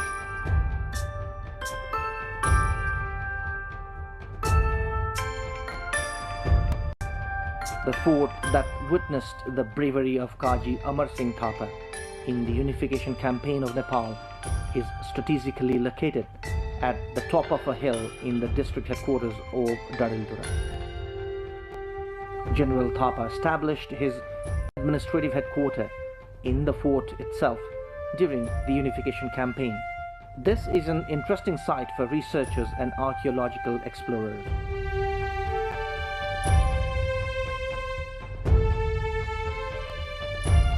Mostly domestic and Indian tourists visit this fort.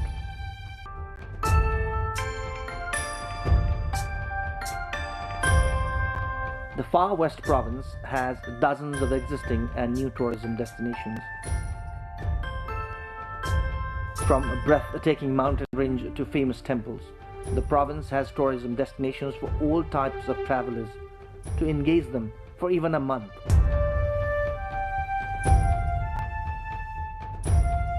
As many tourism destinations are in Far West province, so is the potential of the province.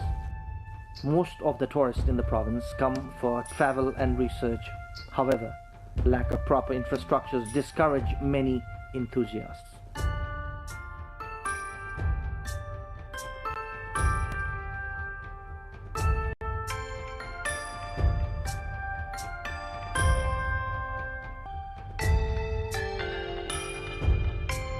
The Far West province has not been able to welcome desired number of tourists in the absence of the amenities.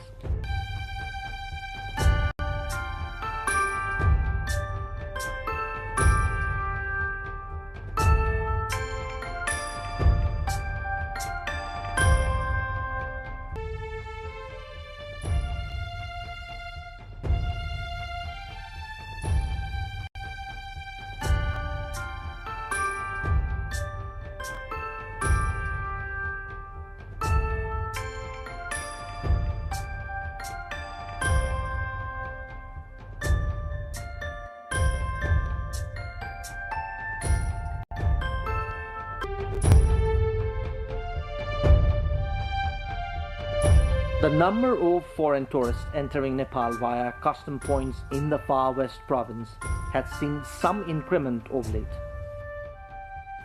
But most of them hardly spend a day or two there. After entering Nepal from Kailali or Kanchanpur, Most of the tourists head towards the east for capital Kathmandu or Pokhara or some other destinations.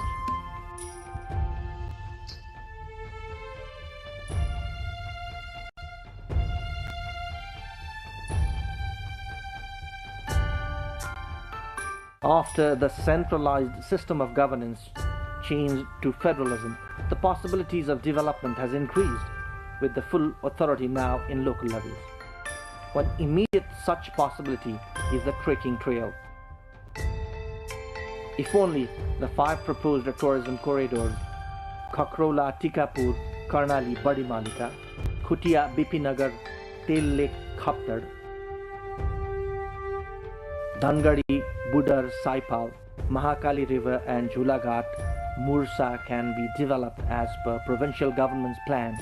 It could contribute to the national mission of prosperity through tourism.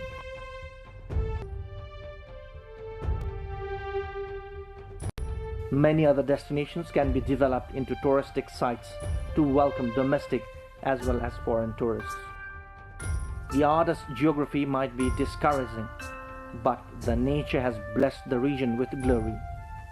This is why tourism can be the base for prosperity for Far West Province. It is no more the remote Far West, but the wonderful West.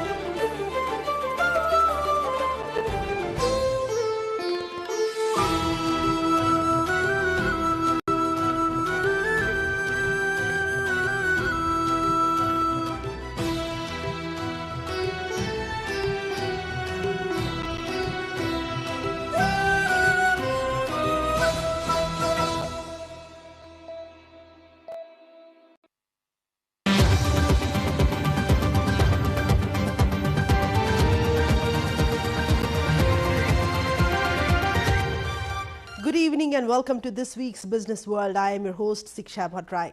From cyber attacks and military-linked disruptions to shifting inflation pressures, major corporate mergers and fast-moving technological expansion, global systems continue to show increasing interconnection and volatility across regions and sectors. We begin with developments in global security and geopolitics. A cyber attack caused system outages at 4 major Iranian banks, including Bank Milli Iran, Bank Saderat Iran, and Bank Tijarat. Customers reported disruptions to ATMs, online bankings, and payment systems. Authorities confirmed a limited cyber attack and implemented recovery measures. A cyber attack caused system outages at 4 major Iranian banks on Saturday, including Bank Milli Iran, Bank Saderat Iran, and Bank Tijarat, according to the Coordinating Committee of Iran's state-owned banks. Customers at the affected banks reported disruptions to mobile and online banking, automated teller machines, point-of-sale terminals, and some card services.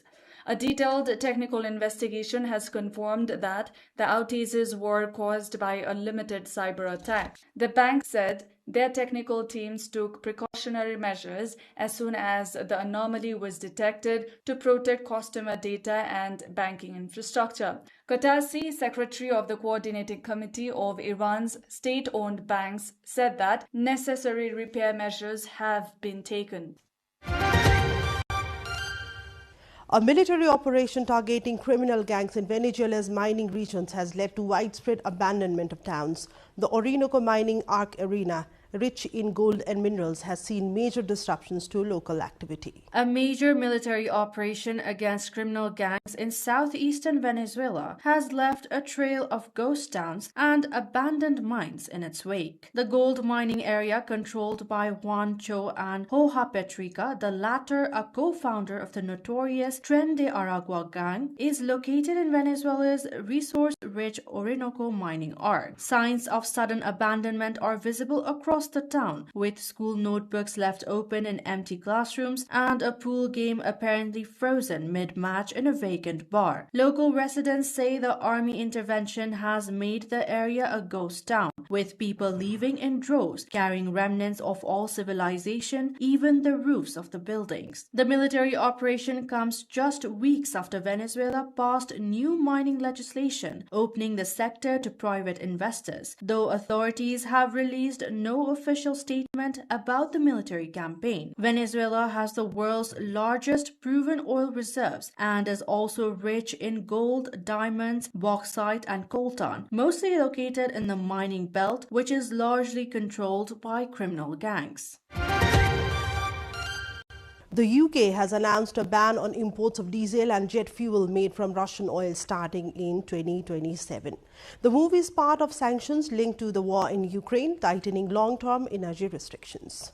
The UK government has committed to banning imports of diesel and jet fuel made from Russian oil by January 1, 2027. The ban forms part of the government's package of sanctions on Moscow following the war with Ukraine. In May, the government said it would gradually phase out the use of diesel and jet fuel refined in third countries from Russian crude oil, as it introduced new sanctions, saying extra flexibility was needed due to global oil supply issues. The temporary license to import these products will be reviewed every 2 weeks, according to the government. It is understood that the review process means the license could be revoked sooner than the January 1st. The move prompted criticism, with the EU warning it is not the time to roll back sanctions against Moscow.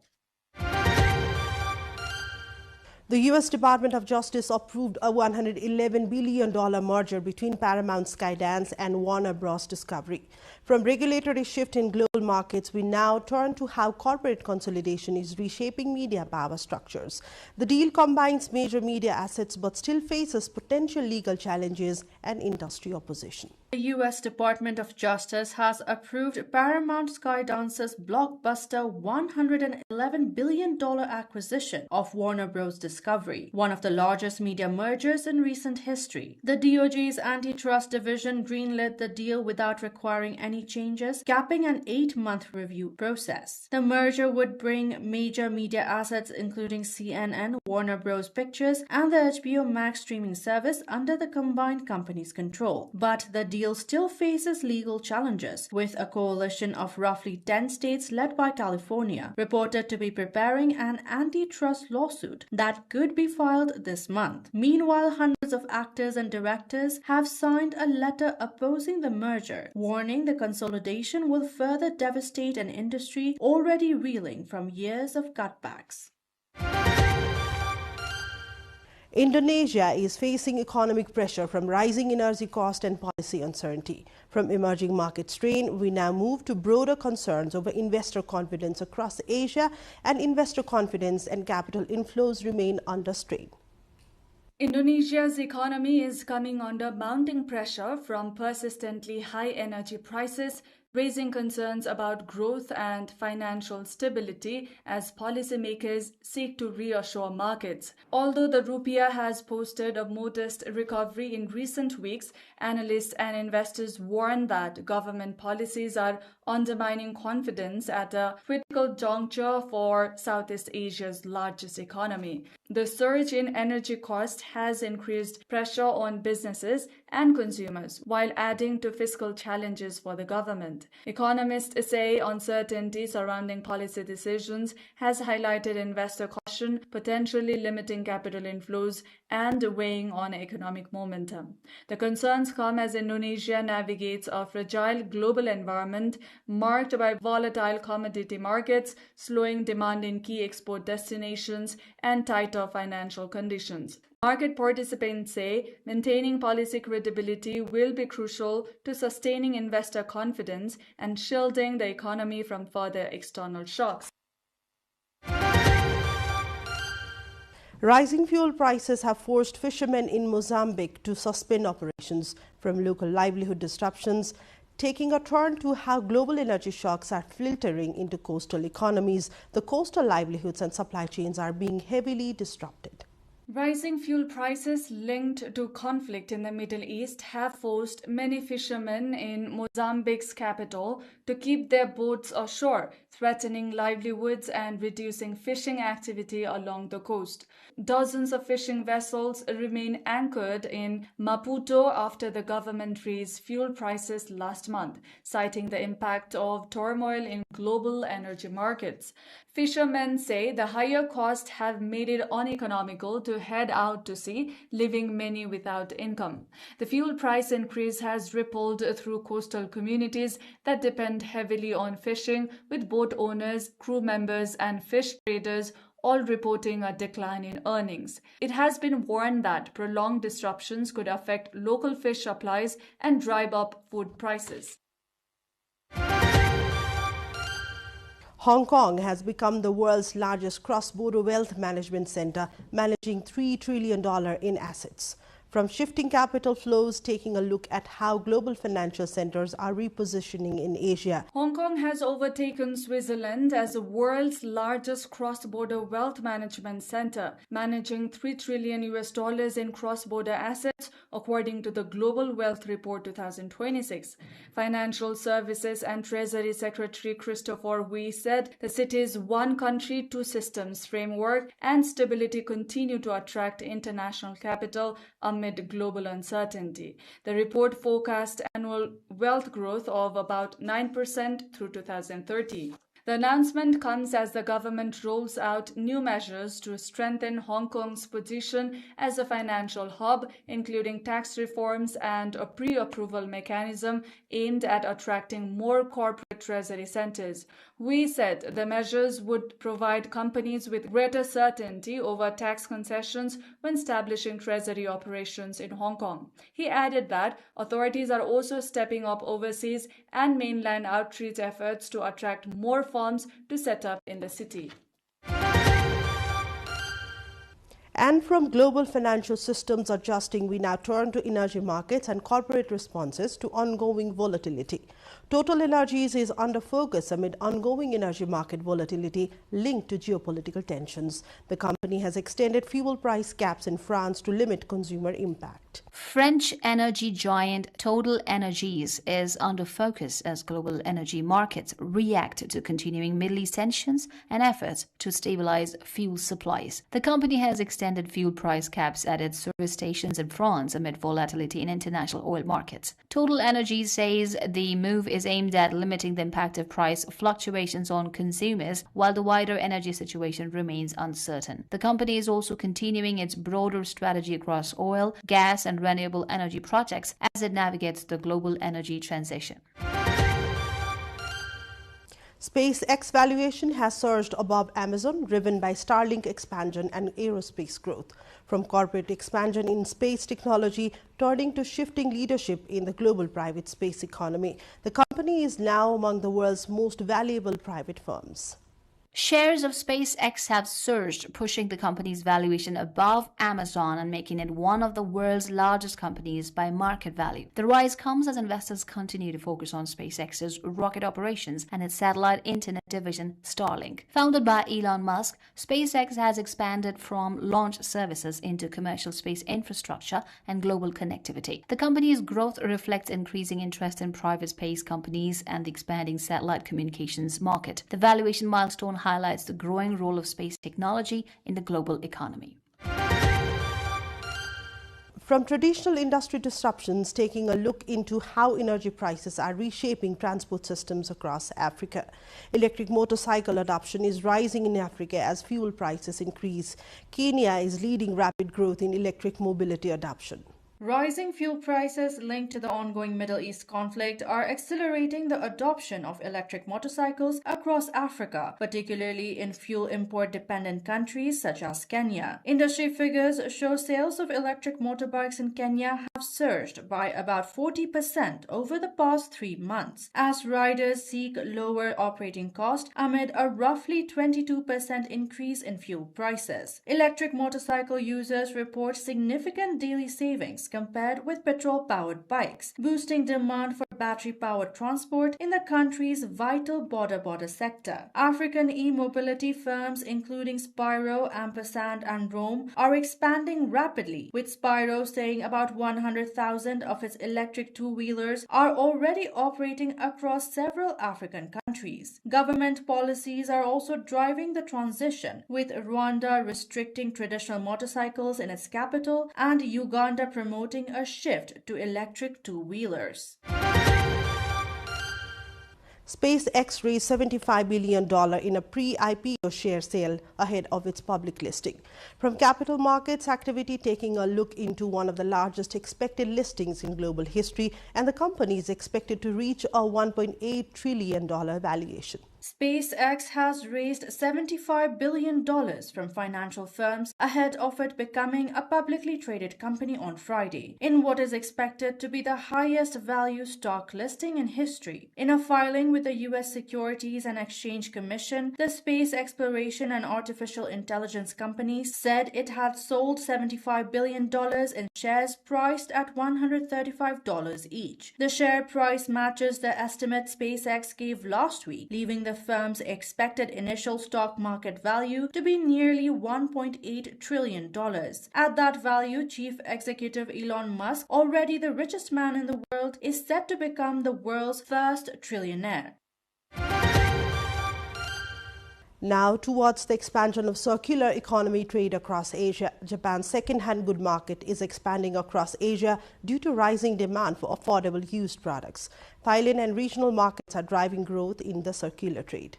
Japan's second-hand goods market is expanding overseas as consumers across Asia increasingly turn to used products as part of the growing circular economy trend. In Thailand, shoppers have been flocking to warehouses selling imported Japanese pre-owned items, including bags, bicycles, surfboards and household goods. The popularity of these markets is being driven by demand for durable products and affordable alternatives to new items. Small businesses and online sellers are also finding opportunities by selling items ranging from toys to fashion accessories. The trend highlights the growing international trade in used goods and changing consumer habits across the region. From cyber attacks and geopolitical tensions to inflation pressures, corporate shifts and rapid tech changes, it's been a week that show how tightly interconnected everything is now. What happens in one part of the world does not stay there. It moves through markets, policies and technology almost instantly, reshaping decisions everywhere. And that's all for this week's Business World. Good night.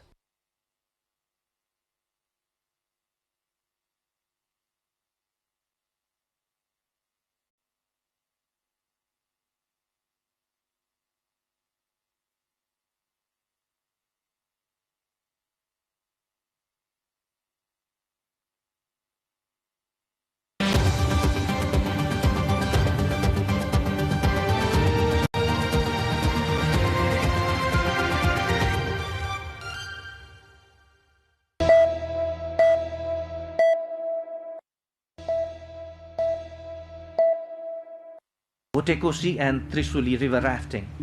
Rafting has lately been gaining popularity among tourists. The adventure sport, which previously was popular only among foreigners, is now drawing the local tourists as well. Trisuli and Votekosi rivers that are close to Kathmandu are two popular destinations for rafting in Bagmati province. Let us first explore Votekosi. Whitewater rafting at Votekosi river is included among the 10 best adventure destinations for rafting in the world. Votekosi, which is well facilitated with food and accommodation, can be a great destination for rafting and other adventure sports. Rafting at Trisuli river is popular among domestic tourists, as the location can be reached in an hour from Kathmandu. This is where most tourists go for rafting in Nepal.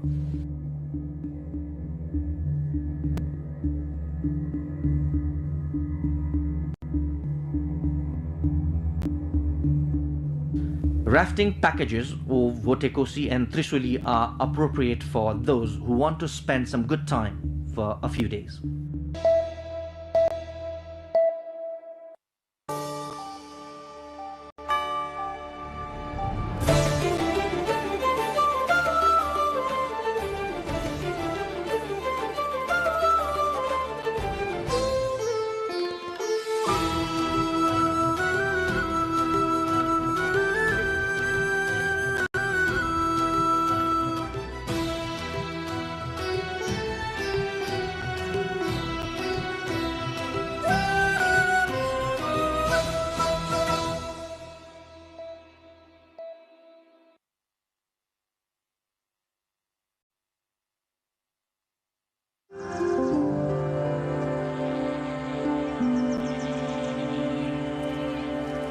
Welcome to the new episode of the Hinterlands on NTV World. This weekly show brings together stories from the hinterlands of Nepal. I am Rosina Rai and we will be leading you into this journey every week. Tonight on the hinterlands, we bring you stories ranging from rising tourist inflows in various districts to a sharp decline in visitors' arrivals in Sudur Paschim province. We also look at Morang, where a long-standing free healthcare policy is struggling to achieve its intended impact. And from Sangja, we feature the transformation of one of Western Nepal's oldest libraries into a modern and well-managed institution. We begin in Biratnagar Morang, where we dig deeper about the condition of public health services. Government regulations say public and private hospitals in Nepal to reserve 10% of their beds for free treatment of improvised, underprivileged or unclaimed patients. Many of these services remain underutilized. A government policy intended to ensure access to healthcare for Nepal's most vulnerable citizens is failing to achieve its full impact. Under the Health Institution Operation Standards 2077, government and private hospitals are required to reserve 10% of their beds for free treatment of financially underprivileged, impoverished, and unclaimed patients. However, hospitals say the absence of clear implementation guidelines has left many of those beds unused. At Koshi Hospital in eastern city of Biratnagar, only 4 of the 25 beds designated for free treatment were occupied by eligible patients at the time of reporting. Hospital administrators say one of the biggest challenges is identifying who qualifies for the service and who falls under the underprivileged or impoverished category. They also point to the lack of clear guidelines from the government on what treatments are covered and the maximum value of services that can be provided free of charge. पे गर्न सक्छ पे गर्न सकेन भने 100% पनि गर्दिन्छौ सक्ने छ भने सकभर त अलिकता उले पनि तिरोस् भन्ने चाहिँ सोच हुन्छ अब दिन सकेन भने त 100% गराइदिन्छ बेड चार्ज लगभग हाम्रो सबै बिरामीको बेड चार्ज फ्री नै छ क्याबिन भ्याक सबै बिरामीको बेड चार्ज फ्री नै छ अब कति स्थलहरुमा चाहिँ लिइरहेको छ हामीले अझैसम्म चाहिँ फ्री नै छोडिदिएका छौं तर अब हाम्रो आर्थिक भार चाहिँ बढ्दै छ. The situation is similar across other parts of the Koshi province. Out of 375 free beds allocated in 26 government and private hospitals across Koshi province, only 39 were being used by impoverished or financially underprivileged patients at the time of reporting. On the other side, private hospitals based in the province also report low utilization of the beds that they have set aside. Health officials argue that without a reliable system to identify eligible beneficiaries, the program cannot function effectively. विपन्नताकै परिचय पत्र भएको चाहिँ भयो भने हामीलाई पनि service दिन सजिलो हुन्छ अब यो 10% छुटाउने र हाम्रोमा त अब यो 10% भन्दा बढी पनि कतिले पाइरा हुन्छन् छुटहरु तर त्यसलाई अझै व्यवस्थित गर्न चाहिँ जरुरी छ. Health workers further say that while information about free beds is available on government health portals, many eligible patients remain unaware of the facility and the process required to access it. With hundreds of beds remaining underutilized despite significant healthcare needs, health experts say reforms are urgently needed to bridge the gap between policy and practice and ensure that free treatment reaches Nepal's most vulnerable populations. Now to one of the key stories of the week in this episode of the Hinterlands, tourism in Nepal, which is positive in some districts of the country. The Siddhartha Highway, a major link between the Tarai and hill regions, has witnessed a sharp rise in traffic in recent months due to increasing Indian tourist arrivals. More visitors traveling towards Pokhara and Muktinath have led to a noticeable increase in Indian registered vehicles along the route. The Siddhartha Highway, once primarily used by public and private vehicles traveling to Butwal, Pokhara and Kathmandu, is now witnessing a growing number of vehicles carrying Indian tourists. As tourist arrivals to Muktinath via Pokhara continue to increase, traffic flow along the highways intensifies, bringing renewed economic activity to local markets and communities along the route. Local business owners say the rise in tourist arrivals arrivals provides a significant boost to hotels, restaurants, retail shops, and other service-oriented businesses there. पहिलाभन्दा चाहिँ अलिक फरक आएकै छ किनकि धेरै Indian गाडीहरू आएको छ अनि त्यसले चाहिँ अलिकति व्यापारमा पनि जोड बढेको छ. According to officials, up to 250 Indian registered vehicles travel along the Siddhartha Highway each day. To ensure a smooth and hassle-free journey for visitors, the district police office is facilitating and assisting tourists along the route. भारतीय पर्यटकहरू यो सिद्धार्थ राजमार्ग प्रयोग गरेर पोखरा मुक्तिनाथसम्म जाने एकदमै अत्यधिक सवारी साधन प्रवेश भइरहेको छ र बाटोमा पनि कुनै अवरोध नहोस् के नहोस् भन्ने केही अप्ठ्यारो परेमा तुरुन्त हामीलाई चाहिँ सम्पर्क गर्नु होला भनेर उहाँहरूलाई जानकारी दिने काम चाहिँ गरिरहेको छ. Despite the economic benefits, managing the growing traffic volume also becomes a challenge. The highway's winding alignment, narrow curves, and high-speed vehicle movement add pressure on both the road safety and traffic management systems. Every summer, Nepal sees a rise in Indian tourist arrivals drawn by its cooler climate and renowned religious and natural attractions. However, the Siddhartha Highway, an important gateway for these visitors, has yet to undergo the long-awaited upgrades needed to accommodate the increasing traffic demand.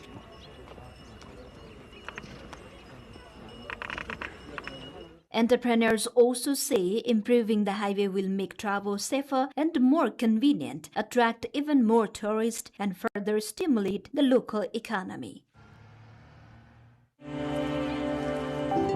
Also, Pokhara is seeing strong support from Indian tourists even as arrivals fluctuate in other regions. Most hotels in the city are currently reporting high occupancy. Business operators say the increase is driven by India's long holiday season and improved accessibility. Similar positive boost can be seen in Thading district.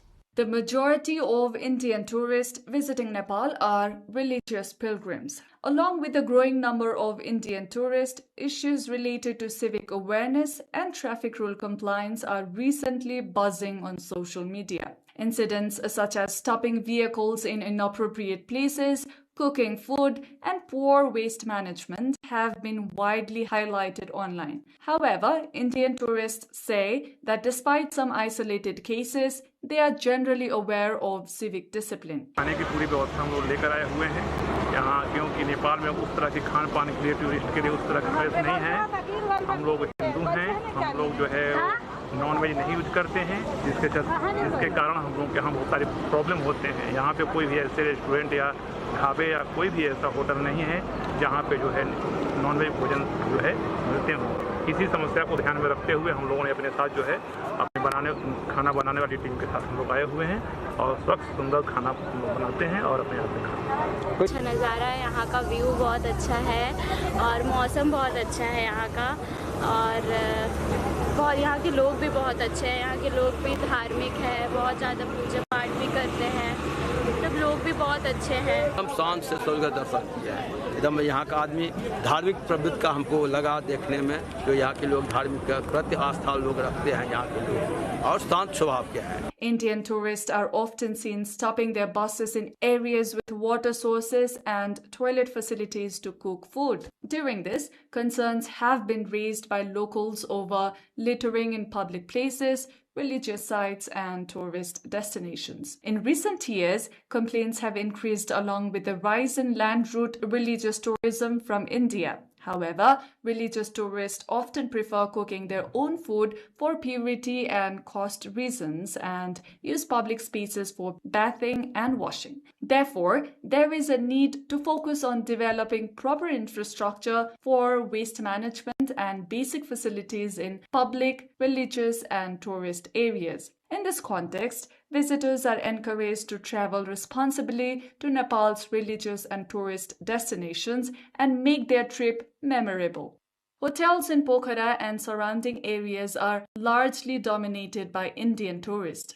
According to Hotel Majestic operator Sunil Bhattarai, around 60% of hotel occupancy in Pokhara is currently contributed by Indian tourists. And in the past month, nearly 90% of guests in his hotel have been Indian nationals. विगतको वर्षहरूमा जुन जुलाई एकदमै of season हुन्थ्यो भारत पर्यटकहरू जो आउनुहुन्थ्यो तर एउटा limited पर्यटक बाहेक अरू खासै हामीले पर्यटक त्यति आउँथेन धेरैजसो होटलहरू रेस्टुरेन्टहरू चाहिँ अझ आदि एकदम लो अकुपेन्सीमा चलिरहेको हुन्थ्यो र धेरैले चाहिँ आफ्नो स्टाफहरूलाई पनि यतिर घर बिदाहरू पठाइरहेको अवस्था हुन्थ्यो तर विगतको 1-2 वर्ष र यो वर्ष एकदमै हामीलाई चाहिँ यो सिजन जस्तै अक्टोबर नोभेम्बरमा हुने जसरी नै अहिले चाहिँ जुन जुलाईमा पनि त्यो अनुसारको पर्यटकहरू आउनुभएको छ उहाँहरूलाई व्यवस्थित गर्न र बाटोमा चाहिँ अलि व्यवस्थित तरिकाले खाना बनाउनका लागि हामीले उहाँहरूलाई आग्रह गर्नुपर्छ त्यो केही प्रतिशत मात्रै हो हामीले दिनमा 4 वटा ठुला गाडीले बाटोमा खाना पकाएर खाए भन्दैमा यसलाई चाहिँ गलत प्रचार गर्न आवश्यक छैन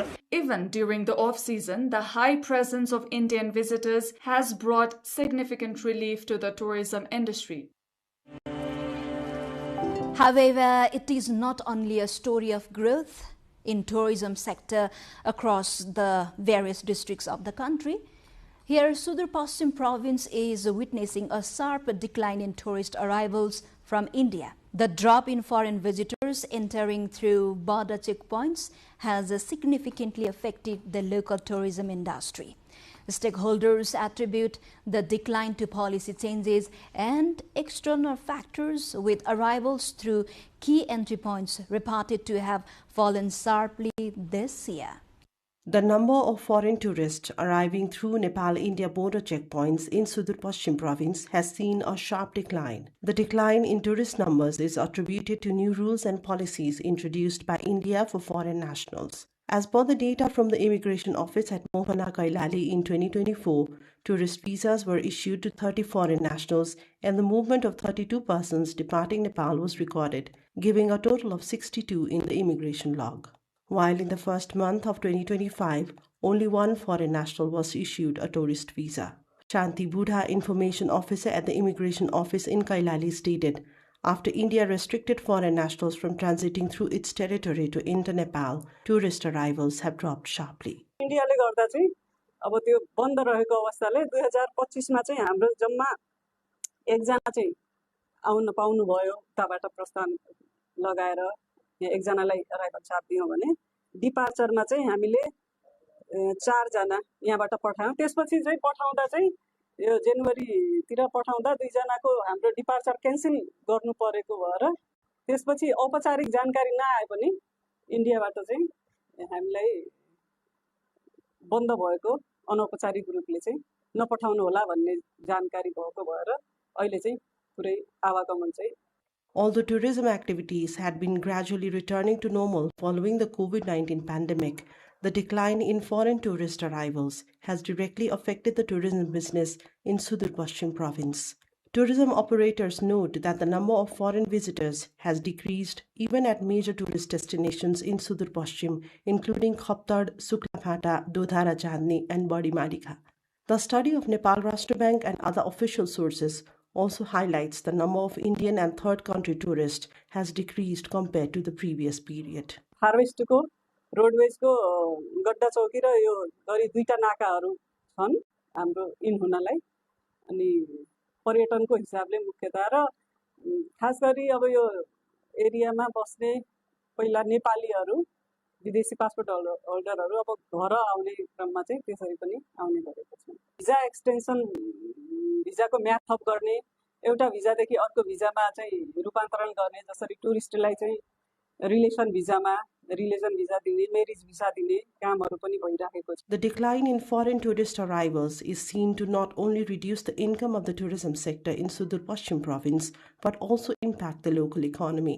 Tourism operators have urged the government to coordinate with India and take tourism-friendly policy initiatives.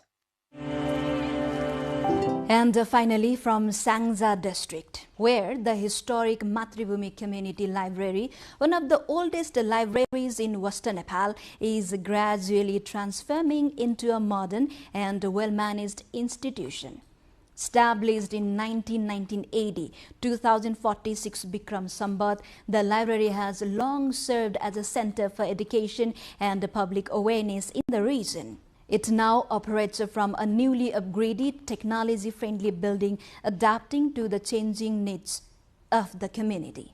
Established in 2046 PS, the Motherland Community Library of Xiangja is among the oldest libraries in the district. At a time when access to communication and technology was limited, the library served as a reliable source of information and services for the people of Western Xiangja. Whether it was checking SLC examination results, making overseas telephone calls, or accessing additional postal services, the library played an important role in the lives of local residents. What once operated on a small scale has now evolved into a modern institution with the changing times.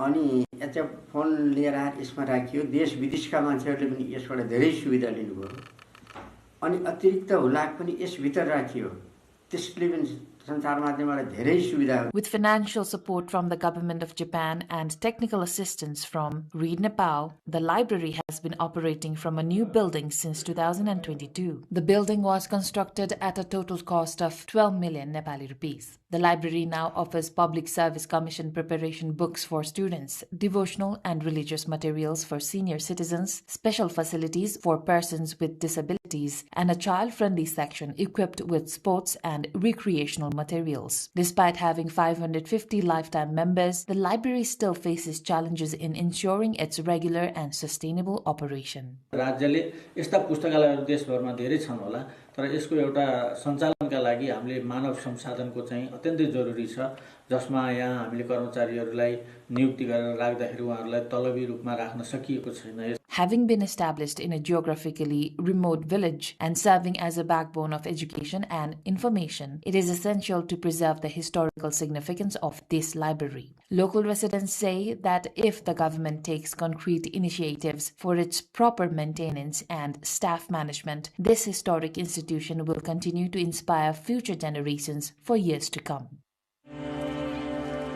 And with that all reports, we end today's major stories from across the hinterlands of Nepal. Stay with us for more voices, more grounded realities, and more stories from Nepal's diverse landscape.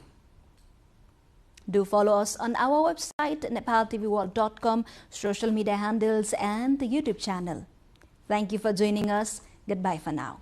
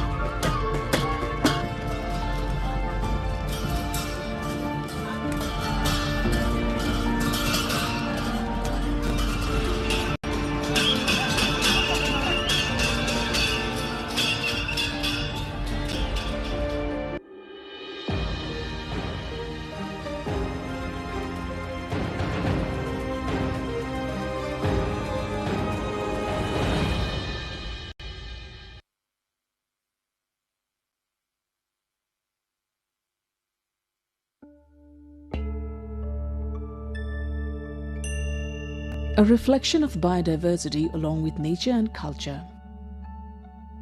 A view of the silver-like shining mountain range right before your eyes. A chronicle of the rituals and traditions of Kirati people from creation to civilization and the present day. A unique tourist trail in Nepal, filled with natural beauty, the Mundum Trail. Mundum Trail is a uniquely identified trekking route in Nepal filled with natural beauty. The trail is an excellent tourist destination for trekkers who want to enjoy the culture and traditions of various ethnic groups while observing natural beauty. The Mundum Trail was identified as a new trekking route with the aim of promoting tourism in Khotang, Bhojpur, Sankhwa Sabha and Solukhumbu regions of eastern Nepal. The specialty of the Mundum Trail is trekking while observing the tall mountain ranges, high hills and beautiful views of the flat plains of Tarai. Since it is connected to the culture of the Kirati people, this trail is named after the Mundum rites of Kirat Rais. Various structures reflecting the culture and traditions of the Kirat Rais built around the trail. Large grassy meadows and yaks and sheep herds raised by local herdsmen highlight the speciality of the trek. Dishes reflecting the identity of ethnic groups like Kirat Rai, Sherpa, Tamang and others, local organic food produced by herdsmen, various types of vegetation and precious herbs can be found during the Mundum trek. The trail is a total of 107 kilometers long. Both domestic and international visitors say the rivers originating from Mahabharat mountain range, forests covered in rhododendrons, rare and endangered wildlife and plants, and animal husbandry by hard-working farmers captivates their hearts. The Mundum Trail, where one can trek through the hills with the world's highest peak, Mount Everest, at its head, is a precious gift from nature. It's a trek where one can escape the heat of the Tarai, enjoy natural beauty, reveling in the sweet sounds of birds and connecting with endangered plants, making the experience all unique. As there is heavy snowfall in winter, the number of tourists trekking and playing in the snow along the Mundum Trail witnesses a surge every season. The Mundum Trail is connected to religion, culture, rituals and lifestyle of entire Kirat community. Mundum itself means the Kirat culture, rituals and the daily life of Kirati people or Kirat knowledge. And the concept of Mundum Trail is also about introducing the culture, lifestyle and history of the Kirati people to the world, familiarizing them with the community. The journey along the trail, which spreads through uphills and downhills, offers close-up views of more than 24 beautiful mountain ranges. That includes Nuptse, Everest, Lhotse, Makalu, Kanchenjunga and Kumbhakarna. They all delight every traveler. The Mundum trek starts from Dawa Bhanjang in Diktel, Sakaila rural municipality of Khotang and Bhojpur Bazar in Bhojpur. Most tourists start their journey on this trail from Chakhewa Bhanjang in Temki Moying rural municipality, Bhojpur. The trek starting from Chakhewa Bhanjang is a gift of biodiversity, culture and nature. The trail is also a tourist area listed among the 100 must-visit destinations selected by the government of Nepal. Temki Dada is an excellent tourist destination near the starting point of the Mundum Trail. It lies on the border of Bhojpur and Khotang. It is located at an altitude of about 3,032 meters above sea level and is a flat plateau on top of a single hill. The history of Temki Dada is also linked to Kirati civilization. Temki Dada is a habitat for various species of trees like jamb, rhododendron and chimal, as well as endangered wildlife such as Red Panda, Ghorol and Thar. Various places in Koshi province can be clearly seen from Temke Dada. From here, one can have a panoramic view of dozens of mountain ranges, including the world's highest peak, Mount Everest, Makalu, Kanchenjunga and Gauri Shankar. Apart from that, from Temke Dada, one can watch the sunrise and sunset.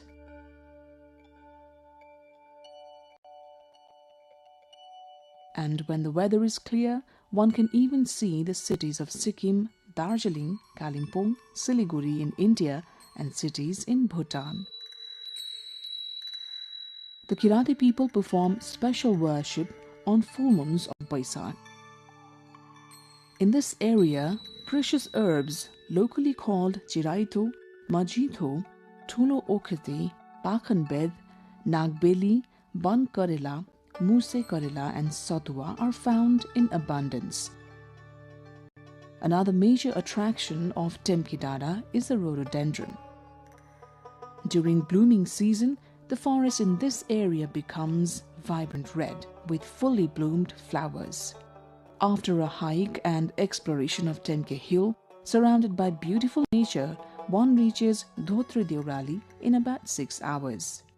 During the journey to Dhotre, trekkers enjoy nature's embrace, marvel at various rock formations, and relish the trek while connecting with the high hills. At Dhotre Deorali, there are arrangements for food and lodging for tourists. Leaving Dhotre and moving forward on the trek, various structures have been built targeting the culture and traditions of Kirati people to attract tourists. The Mundum Trail's construction began with a 35% investment from Koshi provincial government, 35% from Swiss government and 30% from the local government. Along this entire trail, rest stops, drinking water taps and stone platforms have been built for tourists. 15 ponds in the shape of a chindo, which is a traditional Rai vessel reflecting Kirat Rai culture, have also been constructed. This is a place where shamans have walked, a place of tantric power and an extremely scenic area. Mundum is the name of a Kirat scripture. The trail is named after this sacred name. This trail, which integrates various aspects of Kirati civilization, culture, history and life from Silichung to Mayung and then to Temke, and from Temke to Kualung and Tuachung, proceeds along the ridge of Mahabharat mountain range. Another special beauty of the Mundum Trail is Has Pokhari. Located at an altitude of 3,333 meters above sea level, Has Pokhari is a special destination that should not be missed during the trek. At the edge of Has Pokhari, a statue of Sumnima and Paruhang has been erected. According to Kirat Mundum, Sumnima and Paruhang are the creators of this universe. The gentle fragrance of various species of flowers blooming in the grassy meadows captivates every tourist visiting Has Pokhari. The rhododendrons that bloom in season in the Has Pokhari area make one feel like staying in the vicinity of the pond forever. During their journey to Has Pokhari, travelers can observe at least 16 species of rhododendrons that bloom during the spring season. Another important destination of the Mundum Trail is Mayung Dada. Located in Temke Mayung rural municipality of Bhojpur, Mayung Dada is a beautiful place with tourism potential. The journey to Mayung Dada, which is at an altitude of about 3,600 meters above sea level, takes place through the middle of a very smooth meadow. During this journey, any tourist with the melodious sound of music wishes to be immersed in the glory of beautiful nature, even if for a short while.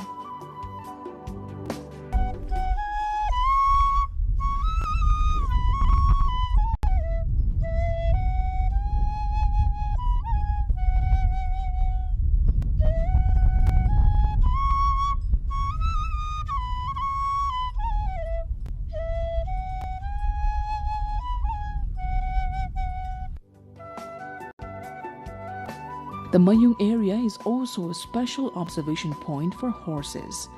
The attraction of horses roaming freely under the open sky is another unmissable feature of Mayung Dada. The Mayung area, which is connected to the neighboring district of Khotang, has a balanced climate, not as cold as the Himalayas nor as hot as the Tarai. The Mayung area is also a habitat for the globally endangered red panda. During the Mayung journey, adorned with biodiversity and nature, one can enjoy the rhododendrons that bloom vibrantly across the hillsides in the spring. One can sit on various mystical hills and move forward with the cool breeze, mountain views, and by cherishing the natural beauty in their heart and soul. The blooming chap, rhododendron and sunakhari flowers in the months of Falgun, Chaitra and Baisakh captivate the hearts of tourists. The ever-changing weather and the view of the mountain range right before the eyes can make one feel a heavenly bliss on earth when one steps on Mayung Dada.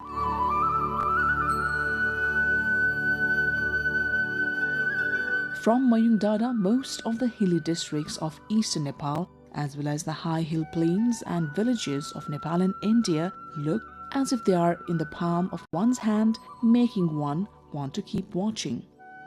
When the crimson rays of early morning sun touch the mountains on the other side, the joy of kissing the heights is immeasurable.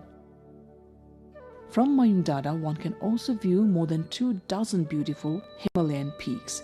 This includes Charbate, Mera Peak, Nuptse, Everest, Lhotse, Lhotse Sar, Makalu, Kanchenjunga, and Kumbhakarna.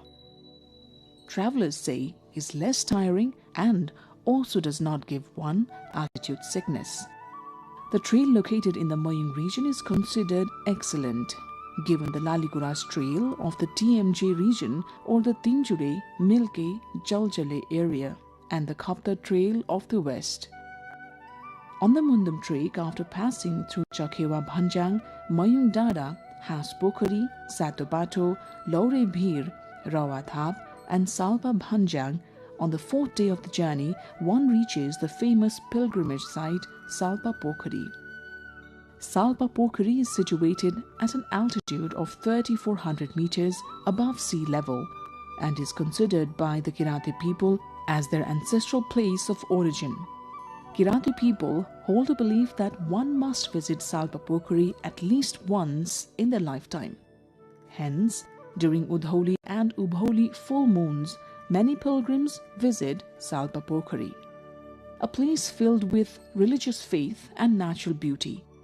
Salpa Pokhari, known as the confluence of 4 districts, Khotang, Solukhumbu, Bhojpur and Sankhua Sabha, is a place of natural beauty.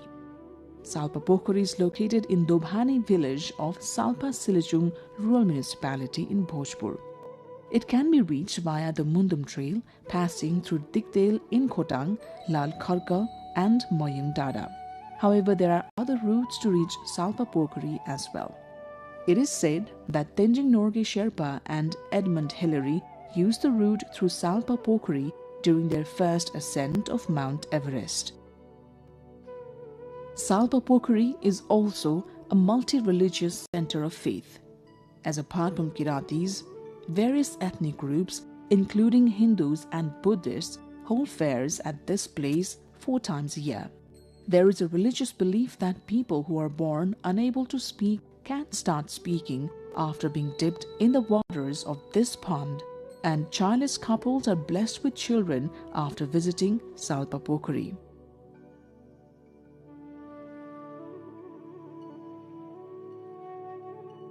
Silichung Dada with Salpa Pokhari as its base camp is an important destination for tourists trekking the Mundum Trail.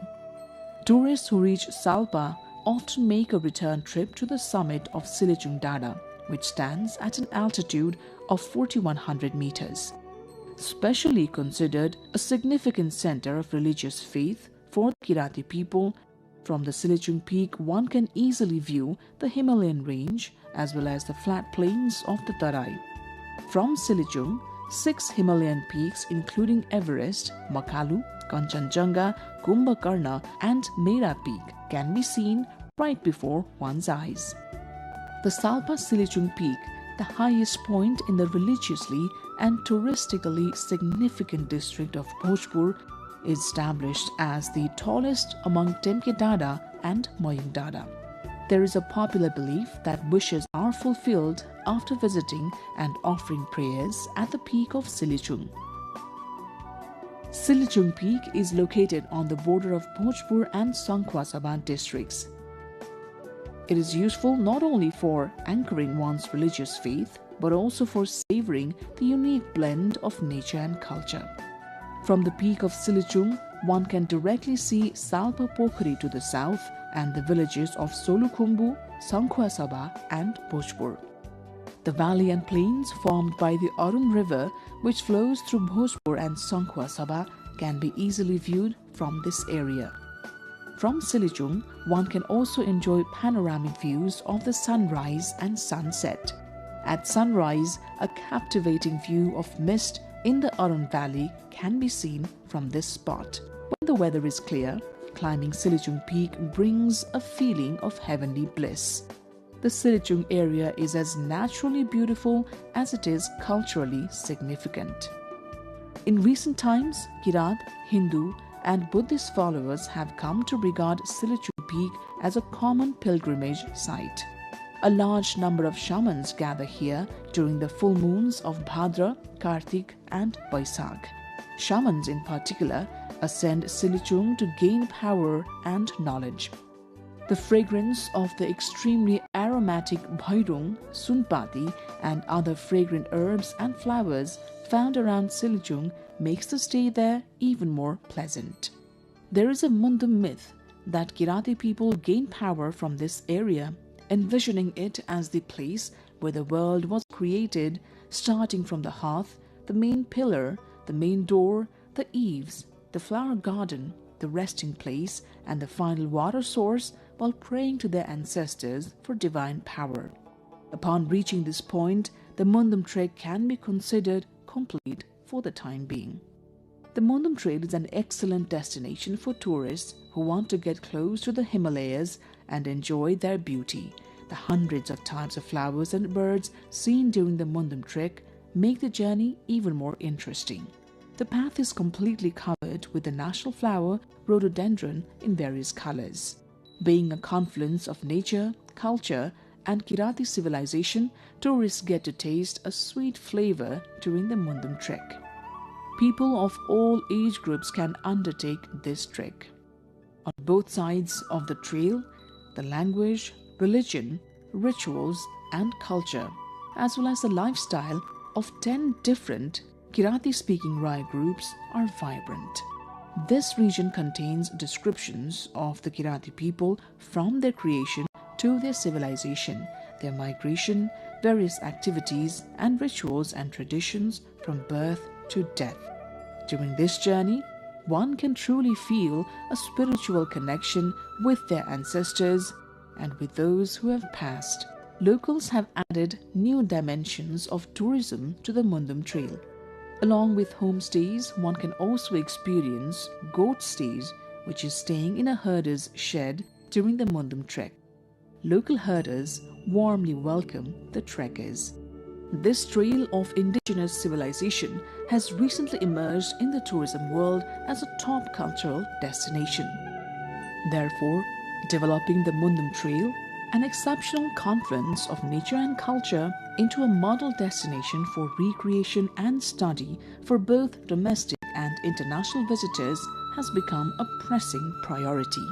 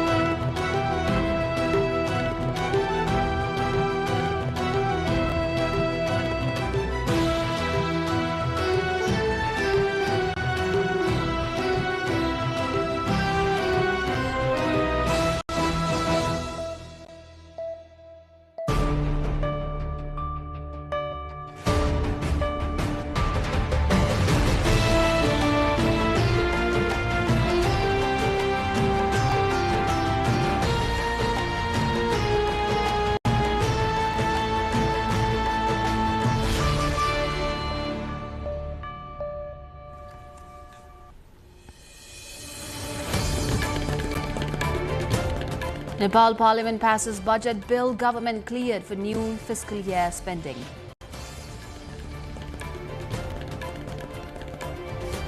Nepal pushes China connectivity agenda following foreign minister's visit. Land-linked vision raises questions over trade, geopolitics and debt risks. India trade curbs cripple Nepal's tea sector. 30 factories and 2 dozen tea gardens shut. 60,000 new jobs. Nepal aims for zero casualties for the upcoming monsoon disasters. The Home Minister calls for greater preparedness and strict use of resources. US and Iran reach landmark deal to end conflict. Peace accord reopens Hormuz, launches 60-day path toward permanent settlement. And World Cup group stage intensifies with 4 crucial matches. Czechia, Switzerland, Canada and Mexico seek vital points as knockout race heats up. Hello there, I'm Smita Gising Tamang. Welcome to NTV World News Hour. We're coming to you live from Kathmandu at 2200 hours Nepal time. Now the news in detail. Nepal's House of Representatives has passed the appropriation bill for the fiscal year 2026-27 by a majority vote, effectively approving the government's annual budget. The bill presented by Finance Minister Dr. Swarnim Wagle authorizes government spending from the start of the new fiscal year. Prior to the vote, lawmakers rejected around 18 expenditure cut proposals. With the bill's passage, the government has secured the legal framework needed to implement its budget and public spending plans. We'll see more on this in our Issue of the Day segment later in the bulletin. Now, Nepal's push to transform from a landlocked to a land-linked country has returned to the policy debate following Foreign Minister Shishir Khanal's visit to China. The idea first highlighted in 2019 after Chinese President Xi Jinping pledged support for Nepal's connectivity goals, focuses on improving cross-border trade and transport links. Experts say stronger connectivity with China does not have to affect Nepal's relations with other neighbors, but concerns remain over infrastructure costs, debt risks and economic viability.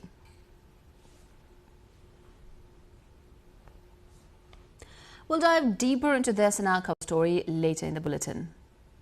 Tea producers in Japa have shut down their factories from today, leaving more than 60,000 workers unemployed, according to the Tea Producers Association Japa. Association Chairman Aditya Parajuli said the shutdown was triggered by alleged difficulties created by the Indian Tea Board in the name of quality inspections of Nepali tea. He claimed that while Nepali tea passes through customs checkpoints without obstruction from the Indian government, it is being subjected to prolonged storage in Indian warehouses and vehicles for months under quality testing procedures, often resulting in rejection. The association argues that tea from other countries enters India without such restrictions, calling the situation an undeclared blockade on Nepali tea exports. The shutdown is expected to directly affect tea farmers as green leaf plucking has stopped during the peak production season. Japa has 34 tea factories, each processing around 20,000 kilograms of green leaves daily. Nepal's Home Minister Sudan Gurung has said the government's goal during monsoon-related disasters is to ensure zero human casualties. Speaking at a special meeting of the National Disaster Risk Reduction and Management Authority, Minister Gurung said disaster preparedness and management programs should be guided by the objective of preventing loss of life. The minister directed authorities to identify areas vulnerable to floods, landslides and other natural disasters and advance policies and programs accordingly. भौतिक पूर्वाधार मन्त्रालयसँग चाहिँ हामीले गृह मन्त्रालय मिलेर यसमा हामीले जति एउटा हाम्रो यस्तो खालको कन्डिसनमा कुनै बाढी पहिरो आइदिहालेको खण्डमा कुनै पहिरो नै आयो भने त्यो पहिरो हटाउनको लागि त्यसको लागि चाहिँ हामीले त्यो जसरी हाम्रो राइड शेयरिङ एपहरुले त्यहाँ डिजास्टरको एकेन्स उहाँहरुले लोकेसन हाल्ने बित्तिकै तपाईको त्यहाँको नियरेस्टहरुलाई थाहा हुन्छ र कहाँ राइडर्सहरु छ भनेर थाहा हुन्छ त्यही अनुसारमा चाहिँ हामीले हाम्रो उतापट्टि लाइन मिनिस्ट्रीले चाहिँ लाइन मिनिस्ट्री त्यही अनुसार एउटा एप बनाउनु भएको छ डोजरहरु कहाँ छ भनेर ठ्याक थाहा हुन्छ र त्यो एरियामा इफ इन केस रेस्पोन्ड गर्नु पर्यो भने तुरुन्तै हामीले रेस्पोन्ड गर्ने हिसाबले बाटो बनाउने हिसाबले चाहिँ हामीले काम गर्नलाई त्यो अनुसार एउटा एप डेभलप गरेका छौं. The meeting was attended by the heads of Nepal's 3 security agencies along with senior officials and personnel involved in disaster risk reduction and management. Now, the US and Iran inked an agreement on Wednesday, June 17, to end their war after more than 3 months of fighting. The White House said the deal, which includes the reopening of the Strait of Hormuz, is in effect, though it is unclear when access to the crucial trade corridor will be restored. All eyes are now on the meeting on Friday in Switzerland for initial negotiations about implementing the agreement, which the Swiss government said will still take place. Negotiating teams, however, still plan to be in the Swiss city. A decision on a possible in-person meeting between them is expected in the coming hours, though for now such plans are paused, according to Bagay. The Memorandum of Understanding to end months of war between the United States and Iran has been signed by U.S. President Donald Trump and his Iranian counterpart. World leaders have welcomed the peace deal, and the signing has sent oil prices tumbling. That said, analysts remain cautious about the final outcome, especially in the coming weeks as the proposed 60-day time frame kicks in. The FIFA World Cup 2026 group stage action is underway, with Czechia and South Africa currently competing in a crucial Group A encounter.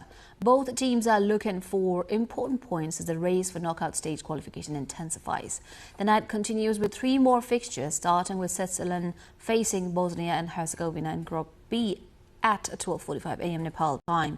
Canada will take on Qatar at 3:45 a.m. June 19, while the overnight schedule concludes with a Group A clash between Mexico and South Korea at 6:45 a.m. Nepal time, also on June 19.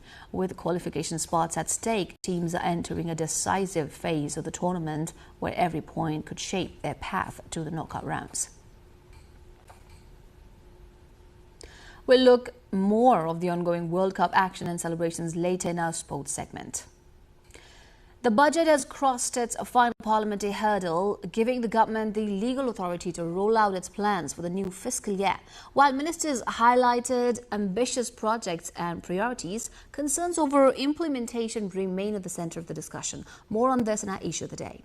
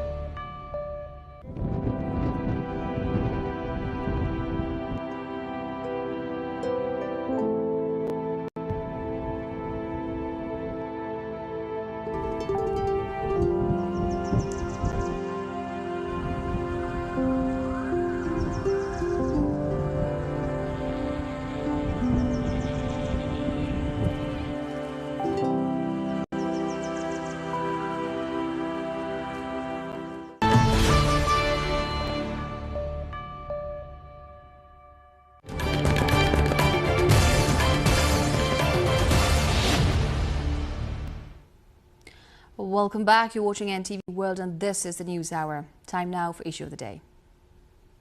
Nepal's federal parliament has approved the government's budget for the upcoming fiscal year after the House of Representatives passed the appropriation bill by a majority vote on Thursday. The bill presented by Finance Minister Dr. Swarnim Wagle received the backing of most lawmakers present during the parliamentary session. With its passage, the government is now legally authorized to begin spending in line with the national budget when the new fiscal year starts. In Nepal's budget process, the annual budget is accompanied by several key pieces of legislation, including the Appropriation Bill, the National Debt Collection Bill, and the Economic Bill.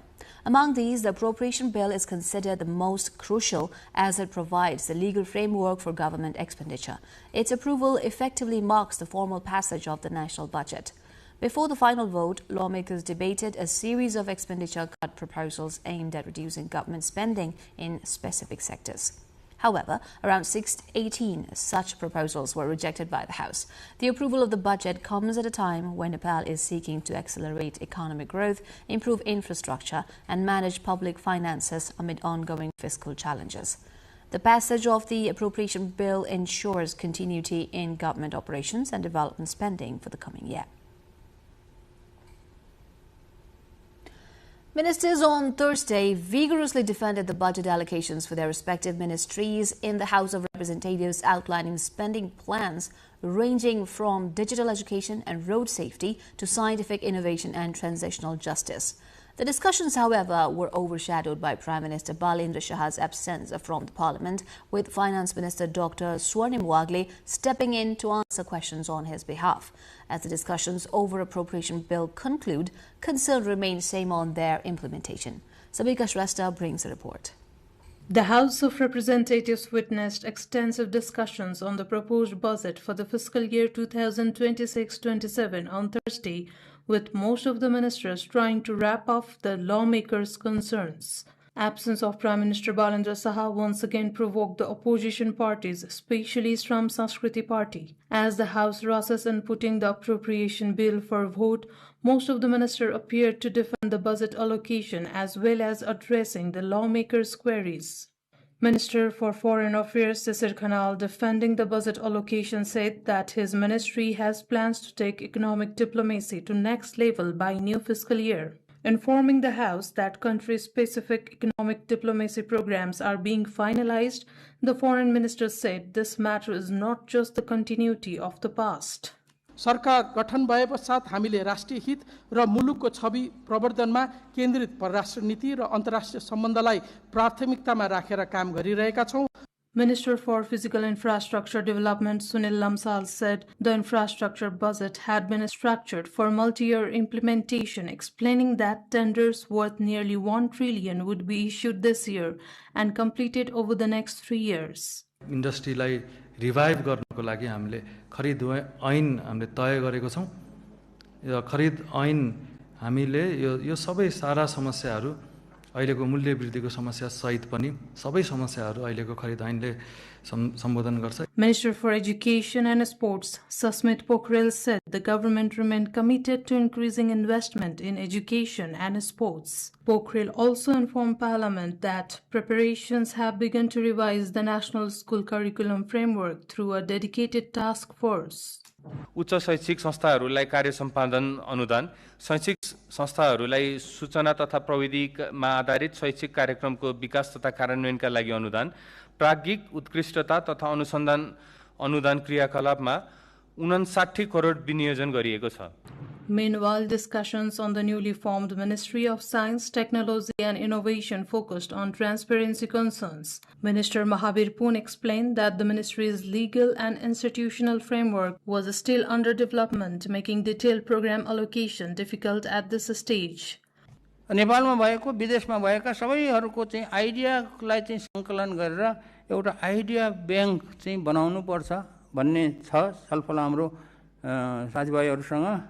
Minister for Law and Parliamentary Affairs Sobita Gautam used the budget discussion to update lawmakers on transitional justice efforts. Minister Gautam said the government has begun the process of forming a recommendation committee for the Truth and Reconciliation Commission and the Commission of Investigation on Enforced Disappeared Persons. बेपत्ता पारिएका व्यक्तिको छानबिन, सत्यनिरूपण तथा मेलमिलाप कोष व्यवस्थापनको लागि रु 9 करोड 10 लाख विनियोजन भएको छ. Minister for Home Affairs Sudhan Gurung informed that the minister has given high priority in disaster preparedness in the wake of approaching monsoon.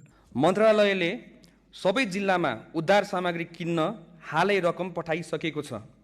सुरक्षा निकाय र प्राधिकरणले rescue drone, modern tools, equipment र अन्य आवश्यक सामग्री खरिद गर्ने योजना समेत रहेको छ. Minister for Energy, Water Resources and Irrigation Viraj Bhaktashrestha spoke about the difficulty in allocating adequate budget to new projects with the ongoing liabilities demanding larger share. 10 megawatt भन्दा कम क्षमताका आयोजनाको तत्काल पीपीए खुला गरिएको छ. यसले साना तथा मध्यम स्तरका प्रवर्धनको लगानी सुनिश्चित हुने हामीलाई विश्वास छ. During final hours of deliberations on the appropriation bill, most of the lawmakers questioned the absence of budget allocation to specific projects relating to their constituencies and concerns.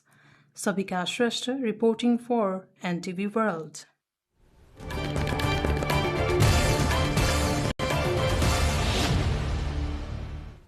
And that wraps up our issue of the day. Now moving on. A new chapter in Nepal-China ties. Following the foreign minister's Beijing visit, discussions on connectivity, trade and infrastructure have gained fresh momentum. Tonight, we explore what Nepal's land-linked vision means for its future between two major neighbors in our cover story of the day.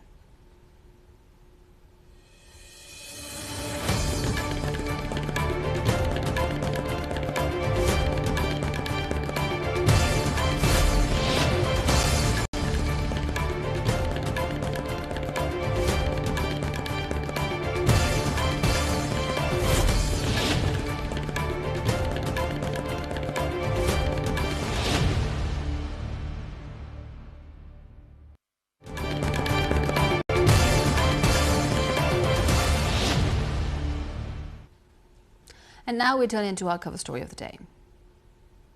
Foreign Affairs Minister of Nepal, Shishir Khanal, said Nepal and China agreed to further strengthen bilateral relations based on mutual trust, friendship and cooperation during his recent official visit to Beijing. He said both sides held comprehensive discussions on expanding collaboration in infrastructure, trade, energy, investment, agriculture and digital development alongside enhanced connectivity. The minister said this after returning from the visit to China yesterday night. चीनको परराष्ट्र मन्त्रीले भन्नुभएको नेपालले आफ्ना दुईवटा छिमेकीहरूसँग अत्यन्त घनीभूत सम्बन्धहरू राख्नुपर्छ, त्यो बाहेक अन्य मित्र राष्ट्रहरूसँग पनि सही सम्बन्ध राख्नुपर्छ भनेर मलाई भन्नुभएको परिवेशको एउटा वाक्य मात्रै त्यो हो। आगामी आर्थिक वर्षको लागि चाहिँ जुन बजेट हामीले अहिले प्रस्ताव गरेका छौं, त्यो बजेटमा चाहिँ 15 करोड रुपैयाँ यो विशेष इमर्जेन्सी फन्ड भनेर विशेष गरी यो सब ल्याउने कुरामा जनप्रतिनिधिको रूपमा हामीहरूले धेरै अनुभव गरेकै विषय हो, साह्रै अप्ठ्यारो परेको छ भनेर 15 करोड रुपैयाँ चाहिँ हामीले प्रस्ताव यो आगामी आर्थिक वर्षको बजेटमा परराष्ट्र मन्त्रालय मार्फत प्रस्ताव गरेका छौं। Nepal's idea of becoming a land-linked country has returned to the center of policy debate following Foreign Minister Shishir Khanal's visit to China. The concept gained prominence in 2019 when Chinese President Xi Jinping pledged to help Nepal move from a landlocked to a land-linked country. What exactly does it mean to be land-linked for Nepal, and what are its geopolitical implications? Sarah Sapsanamarai reports. Nepal and China share 1,414-kilometer border towards the north and 6 transit points along the frontier. But only a few are operational for major trade, which is why connectivity remains the real test. Repeated damage to the Friendship Bridge at Kerung in Rasua and disruptions at Tatopani, Sindhupalchok have halted cargo movement, highlighting on the need to ensure Nepal is better linked to its neighbor. सडकको अवस्था नेपालतिर नाजुक छ। केरुङको मैत्री पुल क्षति हुँदाखेरि ठूला कन्टेनरहरू पास हुन नसक्दाखेरि पनि व्यापारीले दुःख भोगे। तातोपानीका पुल क्षति हुँदाखेरि केही समय तातोपानी नाका बन्द नै भए। त्यस्तै गरी साप्रोबेसीदेखि रोस्वागढीसम्मको सडक चौडाइ पनि ढिलाले गर्दा व्यापारीले पीडा भएको छ र जलवायुका जोखिमहरू त्यतिकै छ। नेपालतिर भूकम्प, बाढी, पहिरो जस्ता प्रकोपहरूले व्यापारीहरू समय समयमा दुःख भोगिरहेको छ। समुद्रबाट महिनौं लगाएर हामी सामान ल्याउँछौं। हाम्रो अनुभव छ करिब चीनबाट सामान ल्याउँदाखेरि 40-50 दिन लाग्छ, तर हामी भूमार्गबाट ल्याउँदाखेरि 12 देखि म्याक्सिमम 14 दिन लागेको हाम्रो अनुभव छ। र रेल मार्ग अलिकति प्राकृतिक प्रकोपबाट पनि सुरक्षित मानिन्छ, त्यो कारणले पनि हाम्रो लागि अति आवश्यक छ। As Nepal looks to deepen its connectivity with the northern neighbor, questions naturally arise about the impact of its long-standing ties with the south. But experts say that extending trade links with China does not have to come at the cost of relations with any other country. It's not about balancing the countries. If Nepal becomes a land-linked country, that doesn't mean that India would be offended or India wouldn't like it. I think even India would like Nepal to have other connections, other areas where Nepal can do business and where Nepal can thrive. If Nepal does trade to all over the world, and mainly if Nepal starts exporting goods from Nepal to all other countries, basically to India and China, it is in benefit for all 3 countries. In Parliament, Foreign Minister Shishir Khanal said China understands that Nepal does not want to favor one neighbor over another and respects Kathmandu's effort to keep relations at equal footing on both the sides. मङ्गोलियाको व्याख्या गर्दा गर्दै के भन्नुभयो भने मङ्गोलियाको पहिलेदेखि एउटा घोषित नीति छ, दुईटा छिमेकी छन्, नेपाल जस्तै दुईटा ठुला ठुला छिमेकी त छन्, त्यो बाहेक उहाँहरूले चाहिँ आफ्नो तेस्रो छिमेकी पनि छ भनेर घोषित नीति नै छ उहाँहरूको। र मैले उहाँहरूलाई मङ्गोलियाको आफ्नो समकक्षीहरूलाई चाहिँ के भने दुःख पर्दा सबै काम लाग्ने आफ्नो नजिकका छिमेकीहरू नै हुन्। नेपालले चाहिँ त्यस्तो घोषित नीति लिएको छैन म बुझ्छु, तर मङ्गोलियाको हकमा चाहिँ त्यो तेस्रो छिमेकीमा धेरै भर नपर्नु भनेर मैले भन्ने परिवेशको एउटा लामो कन्टेक्स्टमा त्यो आएको हो। र उहाँले के पनि एक्नोलेज गर्नु भएको थियो भने नेपालले त्यस्तो नीति लिएको छैन, नेपालले आफ्ना दुईवटा छिमेकीहरूसँग अत्यन्त घनीभूत सम्बन्धहरू राख्नुपर्छ, त्यो बाहेक अन्य मित्र राष्ट्रहरूसँग पनि सही सम्बन्ध राख्नुपर्छ भनेर मलाई भन्नुभएको। The other major concern is debt pressure. Critics have warned large infrastructure support could become a burden Nepal cannot carry. But experts say the government must be pragmatic and choose projects that make economic sense and that Nepal can realistically implement. Many people gave the examples of Havan Tata of Sri Lanka, where he couldn't pay rent and had to lease out to China. But I think all those things depend upon our attitude, our intent, and there is no point not choosing any big projects from China. If they are willing to help, we have to take that help. But we should not be inflating the cost of the projects like many times so that the country becomes poor. While there are geopolitical and financial concerns, traders are hopeful that a land-linked Nepal could bring faster, steadier and more reliable trade. अहिले जुन कुरा भइराखेको छ, भूमार्गको कुरा भइराखेको छ, यो राम्रो भयो भने आपूर्ति अवरोधको सबैभन्दा जोखिम न्यूनीकरणमा हामीलाई सहयोग हुन्छ भन्ने म ठान्दछु। संकटकालीन समयमा यो जीवन रक्षक नै भएर आउँछ भन्ने पनि म ठान्दछु। मूल्यको प्रतिस्पर्धामा पनि यसले सहयोग गर्छ, निर्यातका लागि नयाँ ढोका खोल्न पनि यसले सहयोग गर्छ भन्ने मैले ठानेको छु। The numbers show why this debate matters. Nepal's exports to China stood at around 2.63 billion rupees in fiscal year 2024-25. Imports that year reached about 341.1 billion rupees, leaving a trade deficit of roughly 338 billion rupees. With only a handful of border points handling major trade, despite the long shared frontier, the push to make Nepal land-linked is now being seen as a practical question of trade efficiency, resilience and economic opportunity. Sarah Sapsanama for NTV World, Kathmandu. And today we discussed Nepal's evolving relations with China, including issues of connectivity following the recent visit of Nepal's foreign minister to China. We spoke with Saroj Gautam, a researcher at the Center for Nepal Studies, East China University of Technology in Beijing, to gain further insight. Let's take a look. In my opinion, Foreign Minister Shishir Khanal's 4-day-long visit to Beijing was a successful visit in terms of first clearing the doubts, if there were any, about new political situation in Nepal, basically after the Gen Z movement and the new election, that we have a new government and maybe they have the new approaches in terms of foreign policy or neighborhood policy. Beijing might have been concerned about this, but Minister Khanal, who immediately came to Beijing after his New Delhi visit, successfully delivered that the new government, the new ruling party, has no intention to take any departure from established diplomatic norms between China and Nepal, and also want to maintain this equi-proximity relationship between its neighbors. So it has been very successful in that sense. China has renewed its promise for Nepal to help it to transform into a land-linked country from a landlocked country.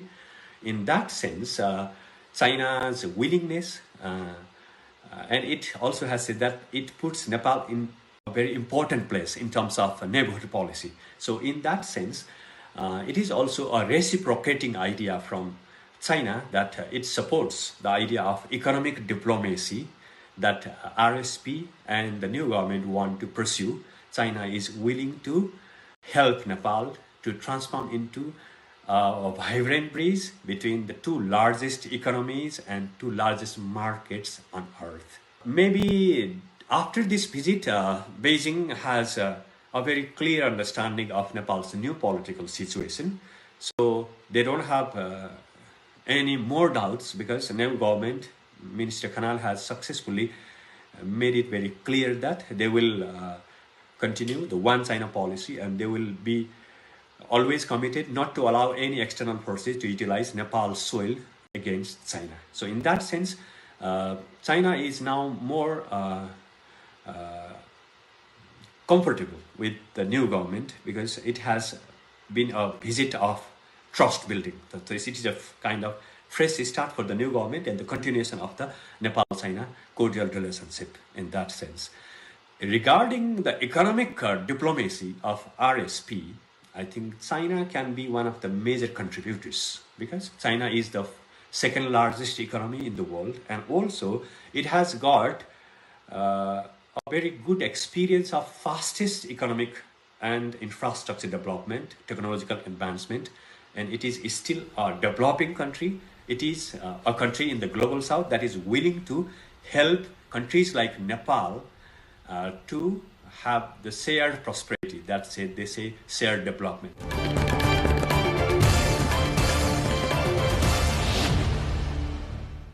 That was our cover story of the day. Now more from the National Front.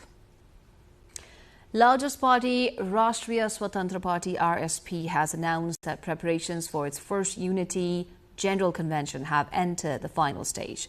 The convention is scheduled to be held in Chitwan from June 21 to 23, with around 3,000 representatives expected to attend.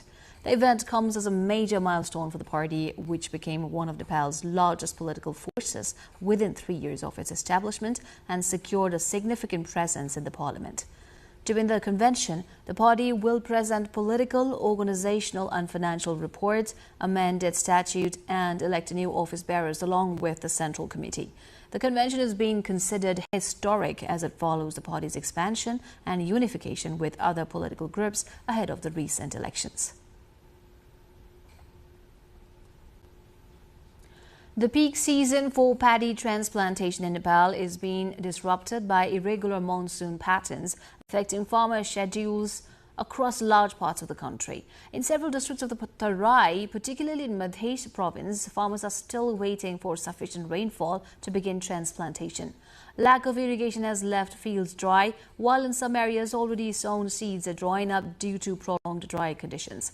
Farmers say rising costs of diesel, electricity and irrigation are deepening financial pressure, while low market prices and limited state support are making agriculture increasingly difficult to sustain. In contrast, Japa district has recorded early and active transplantation this season, supported by timely rainfall and increased use of modern agricultural machinery. The Department of Hydrology and Meteorology also reported heavy rainfall in several districts over the past 24 hours. And while parts of eastern Nepal experience heavy rain, temperatures in the western and southern plains continue to rise sharply. Bhairawa has recorded 41.5 degrees Celsius, Nepalganj 40.4 degrees Celsius and Dhangari 38.8 degrees Celsius, while Kathmandu has reached 31.3 degrees Celsius today. Authorities say a hot day is likely in several districts as multiple weather systems, including a western low-pressure line, local winds and easterly flows, continue to influence conditions. In this context, we asked the general public what precautions they have taken to avoid the heat. Let's have a look at what they say in today's Public Pulse segment.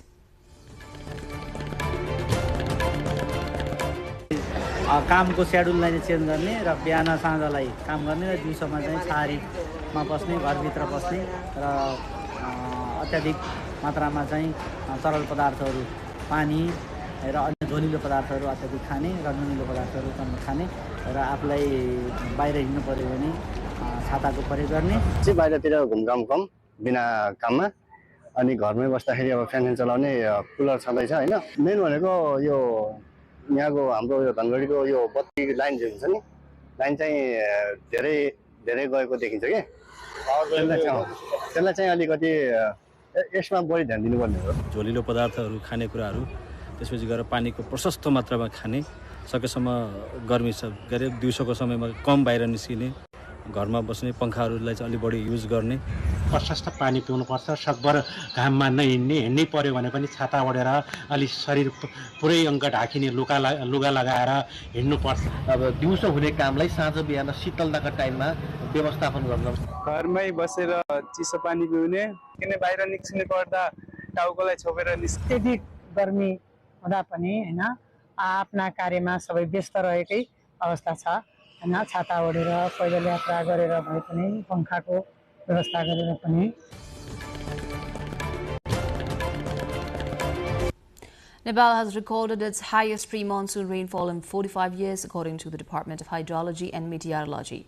The country received an average of 339.77 millimeters of rainfall during the pre-monsoon period, surpassing the previous record of 331.4 millimeters set in 1990.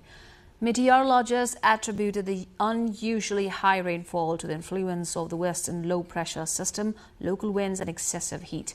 The department said the latest rainfall figure is significantly higher than the historical average of 226.3 millimeters recorded for the period.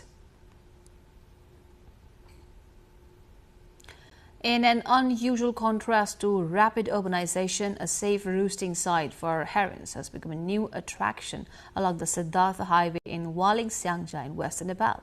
Normally found near rivers, wetlands and forests, herons are increasingly losing natural habitats due to deforestation and expanding infrastructure. However, in Bakunde area of Waling 10, hundreds of these birds have found refuge on roadside trees. Locals say the birds' morning and evening chirping has turned the busy highway stretch into a scenic stop, drawing pedestrians and travelers to pause and observe the natural spectacle. Despite being in a bustling market area, the birds appear undisturbed, highlighting a rare coexistence of wildlife and urban life. Environmentalists warn, however, that such habitats must be preserved through community and local government efforts to protect urban biodiversity.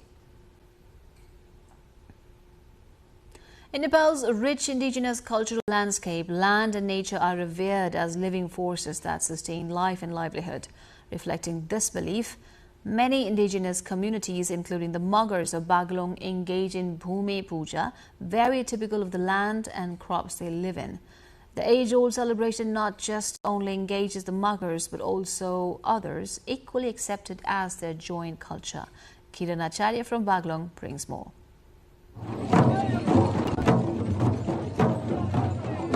Rooted in the Mugger community, Bhumi Puja is an ancient ritual where land, forest, ancestors and natural forces are worshipped to ensure good harvest and safeguard communities from disasters such as floods, landslides and diseases.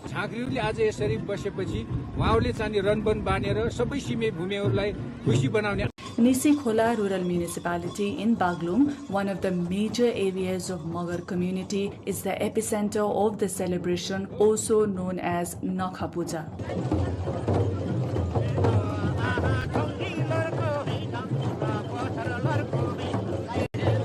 The word Bhume comes from Bhumi, meaning land, symbolizing the deep connection between people and the soil that sustains them. The festival is observed before the monsoon planting season, typically every 2 years. Locals worship the deity Baraha in various manifestations, land and siddhi, believed to reside in sacred sites near the villages.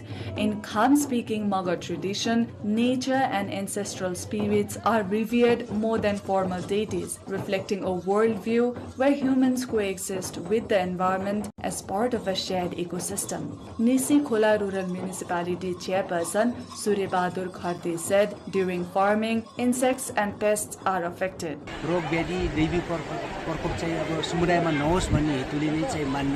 The festival features over 24 male shamans performing synchronized dances in traditional costumes and symbolic ornaments. The rhythmic beats of the Dhangro traditional drum accompany rituals believed to drive away evil spirits and purify the environment.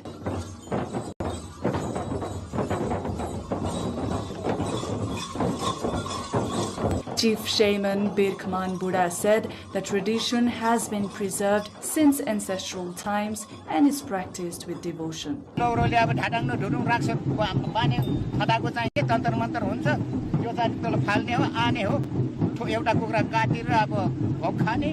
youth Ravindra Ghatti said interest among younger generation is growing, helping preserve the tradition. A local youth club is also actively working to promote and safeguard the cultural heritage. Though rooted in the Magar community, the festival now includes Kharte Magar and other participation, highlighting its role in social cohesion and environmental reverence.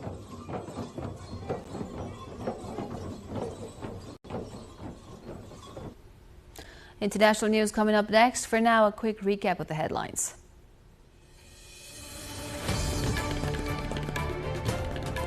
Nepal Parliament passes budget bill. Government cleared for new fiscal year spending. Nepal pushes China connectivity agenda following foreign ministers' visit. Land-linked vision raises questions over trade, geopolitics and debt risks. Indian trade curbs cripple Nepal's tea sector. 30 factories and 2 dozen tea gardens shut. 60,000 lose jobs. Nepal aims for zero casualties in the upcoming monsoon disasters. Home Minister calls for greater preparedness and strict use of resources. US and Iran reach landmark deal to end conflict. Peace accord opens Hormuz, launches 60-day path toward permanent settlement. And World Cup group stage intensifies with 4 crucial matches. Czechia, Switzerland, Canada and Mexico seek vital points as knockout race heats up.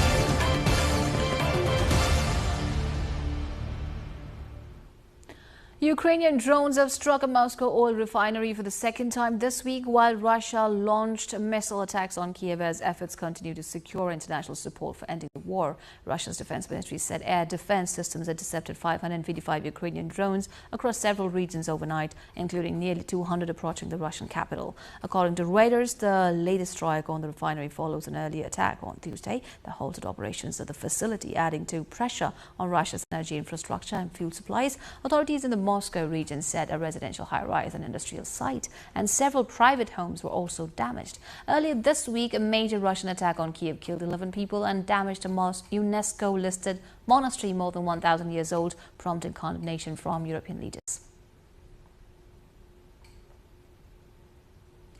The UAE cabinet has approved a resolution setting 15 as the minimum age for children to access and use social media platforms, becoming the first Arab country to introduce such a measure.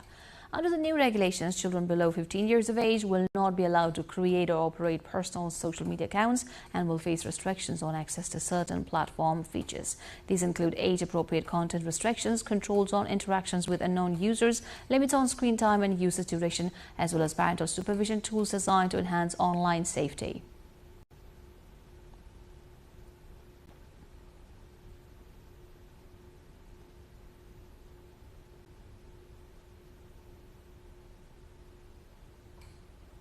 Bird flu has killed thousands of southern elephant seal pups on remote Antarctic islands administered by Australia, according to new research. Scientists estimate that around 13,000 of approximately 17,000 seal pups on Heard Island have died from the H5N1 strain since last August, representing more than 75% of the population. Researchers also reported higher than expected mortality among penguin populations. Heard and McDonald Islands, located about 4,000 kilometers southwest of Australia, are home to more than 1 million breeding seabirds and seals. The findings are based on drone surveys and field visits conducted between October and January.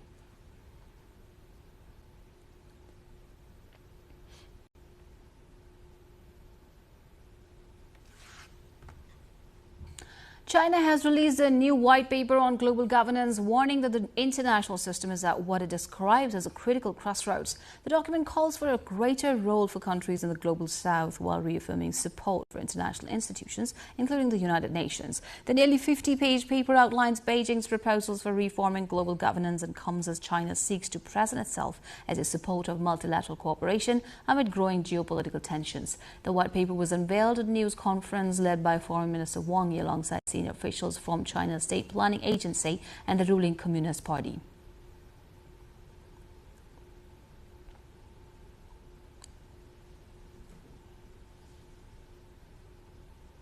Indian Prime Minister Narendra Modi and US President Donald Trump held talks on the sidelines of the G7 summit in Evian, France. During the meeting, Trump expressed his intention to visit India, signaling an improvement in relations after tensions linked to proposed US tariffs on Indian goods. Relations were further complicated by the deaths of 3 Indian sailors during a US military operation last week. Modi raised concerns about the safety of Indian sailors working in the Strait of Hormuz during discussions with the US President. The two leaders also reviewed progress on trade negotiations, which have faced setbacks following recent US plans to impose additional import taxes on countries accused of not doing enough to address forced labor concerns.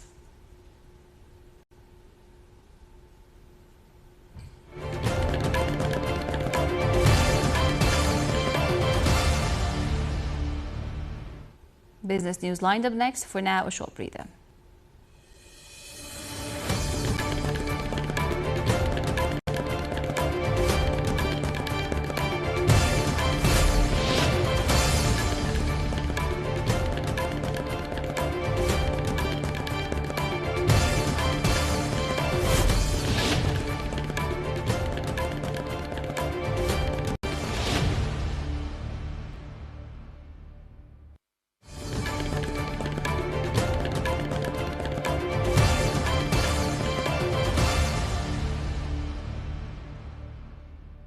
Oil prices fell after the United States and Iran signed an interim peace agreement, resuming a downward trend following earlier tensions. Brent crude dropped 2.3% in Asian trade on Thursday. August futures stood at $77.73 per barrel, still about 7% above pre-conflict levels. In equity market, Japan's Nikkei 225 and South Korea's Kopsi hit record highs. The Nikkei rose over 2%, while the Kopsi gained about 1.7% on improved sentiment. Shipping in the Strait of Hormuz has been reduced to a fraction of peacetime levels due to the threat of Iranian missiles, drones and mines, as well as the US blockade. The blockade has resulted in an estimated daily shortfall of 14 million barrels in the global oil market, according to the International Energy Agency, IEA. Meanwhile, Iranian negotiator Mohammad Bagher Ghalibaf says vessels crossing the Strait of Hormuz will be charged a service fee, a proposal the US has repeatedly rejected. The dispute is one of the several unresolved issues negotiators have yet to define.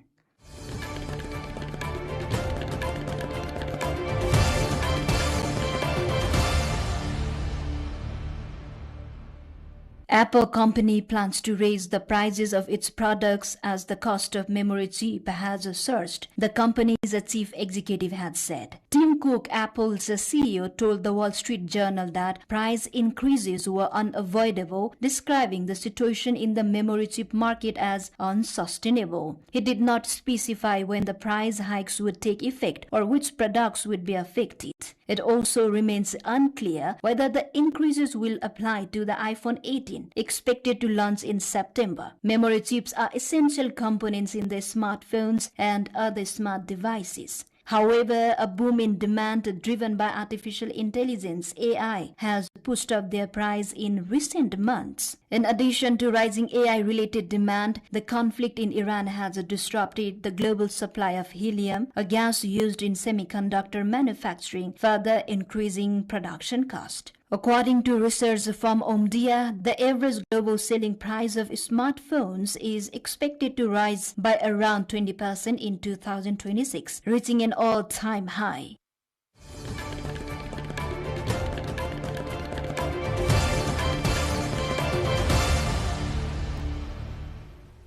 Now the sports update.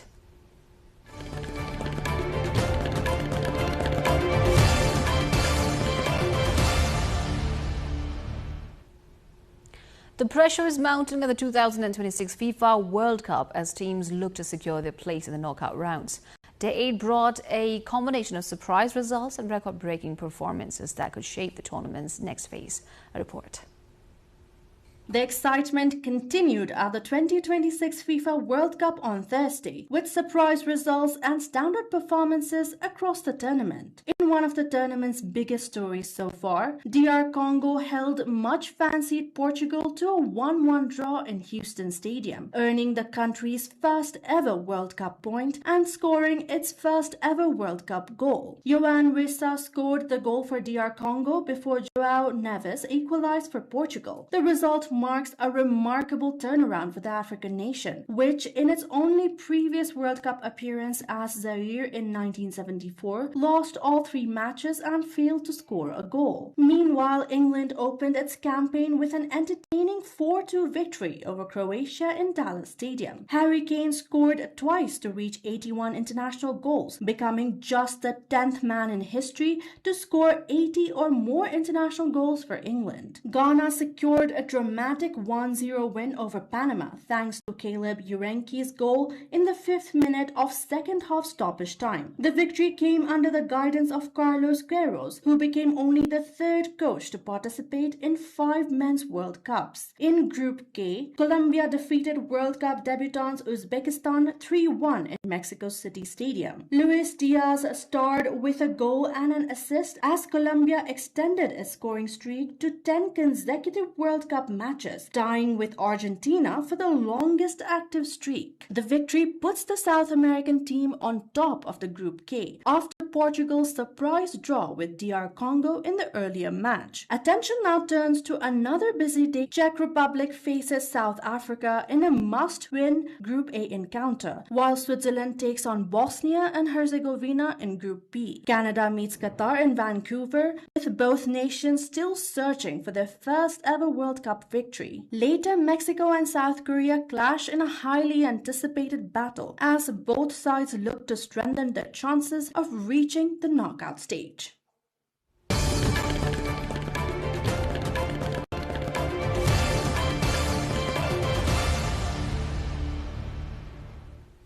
Now to the weather updates, first from Nepal and then across the world.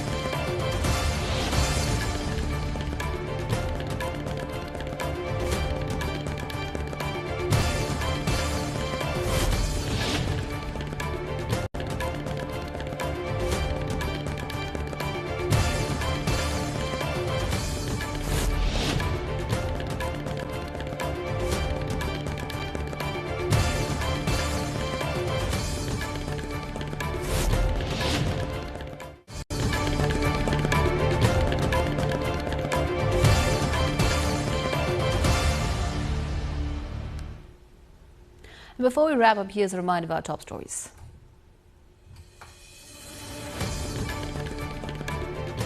Nepal Parliament passes budget bill, government cleared for new fiscal year spending.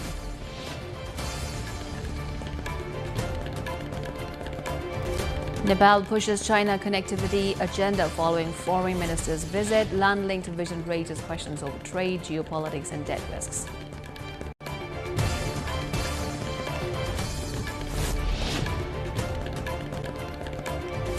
India trade curbs crippled Nepal's tea sector. 30 factories and 2 dozen tea gardens shut. Nepal aims for zero casualties during upcoming monsoon disasters. Home Minister calls for great preparedness. US and Iran reach landmark deal to end conflict. Peace accord reopens Hormuz and launches 60-day path forward permanent settlement.